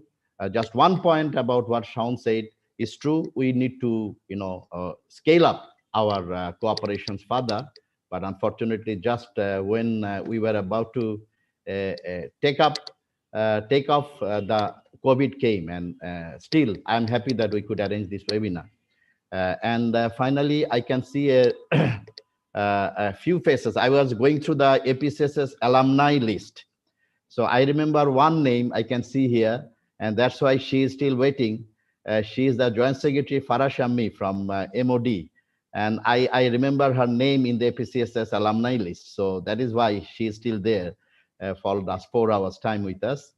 I can see another name, Ms. Lailufar Yasmin from International Relations, Dhaka University, another APCSS alumni. So I know there are many members of the Alumni Association from APCSS here. And you may not know, in East-West Center, more than 800 Bangladeshi have been trained in East-West Center. East-West Center are under their fund in the University of Hawaii at Manoa. And that is an amazing number in last 50 years, more than 800. So these are, as Ambassador Farooq Sobhan said, that Hawaii is in a way, it's a reservoir of knowledge, research, and especially in blue economy sector, not only fisheries and everything. Also the astronomical science, they have got wonderful, astronomical centers there. So anyway, I thank everyone. I can see a number of our very senior retired seniors here. Thanks for joining us. I can see the chairman of port, chairman of Mongla Port, our then from the Navy senior officer, I can see Admiral Zulfikar. He is the Admiral Superintendent of Dockyard. I can see my elder brother, Professor Alauddin. I think among the Vice Chancellor's family, he is the only one still remaining. He has a reason because his son is in the Marine. And there is a reason that he has this contact and touch and love for the maritime. Thank you very much, Professor Alauddin, for remaining with us till now. And there are a lot of marine professionals here and other professors, and I thank really all our faculty members and officers from BSMRMU who have really given their time to make this a success. I would say I am very happy. It has been a really high-level discussion, and that is what it's supposed to be. I thank all the student bodies. I know that there are still 98 students remaining on, but I know that there are many few hundred watching on the Facebook Live. Thanks to all the students, because they have been, they have shown a lot of enthusiasm. Thanks to General Akbar. Suddenly his face has popped up again. And thank you very much for your time. And thank you all of you. And I really give thanks to our moderator because he has volunteered to steer this particular webinar. And he also helps our university in many ways. Admiral Anwar, thank you very much, sir. That's all from my side, and see you soon again within few months with another webinar. Thank you. Thank you very much, Vice Chancellor. Although as a moderator, I'm supposed to sum up the whole thing, but since because of time, so much discussion has taken place, I will not take more than a minute, inshallah. Ladies and gentlemen, from the speech and the discussion sessions, it is absolutely clear that the opportunities of blue economy will be the crucial factor for the security of development of the coastal states, particularly in Bangladesh, for Bangladesh in post-COVID scenario.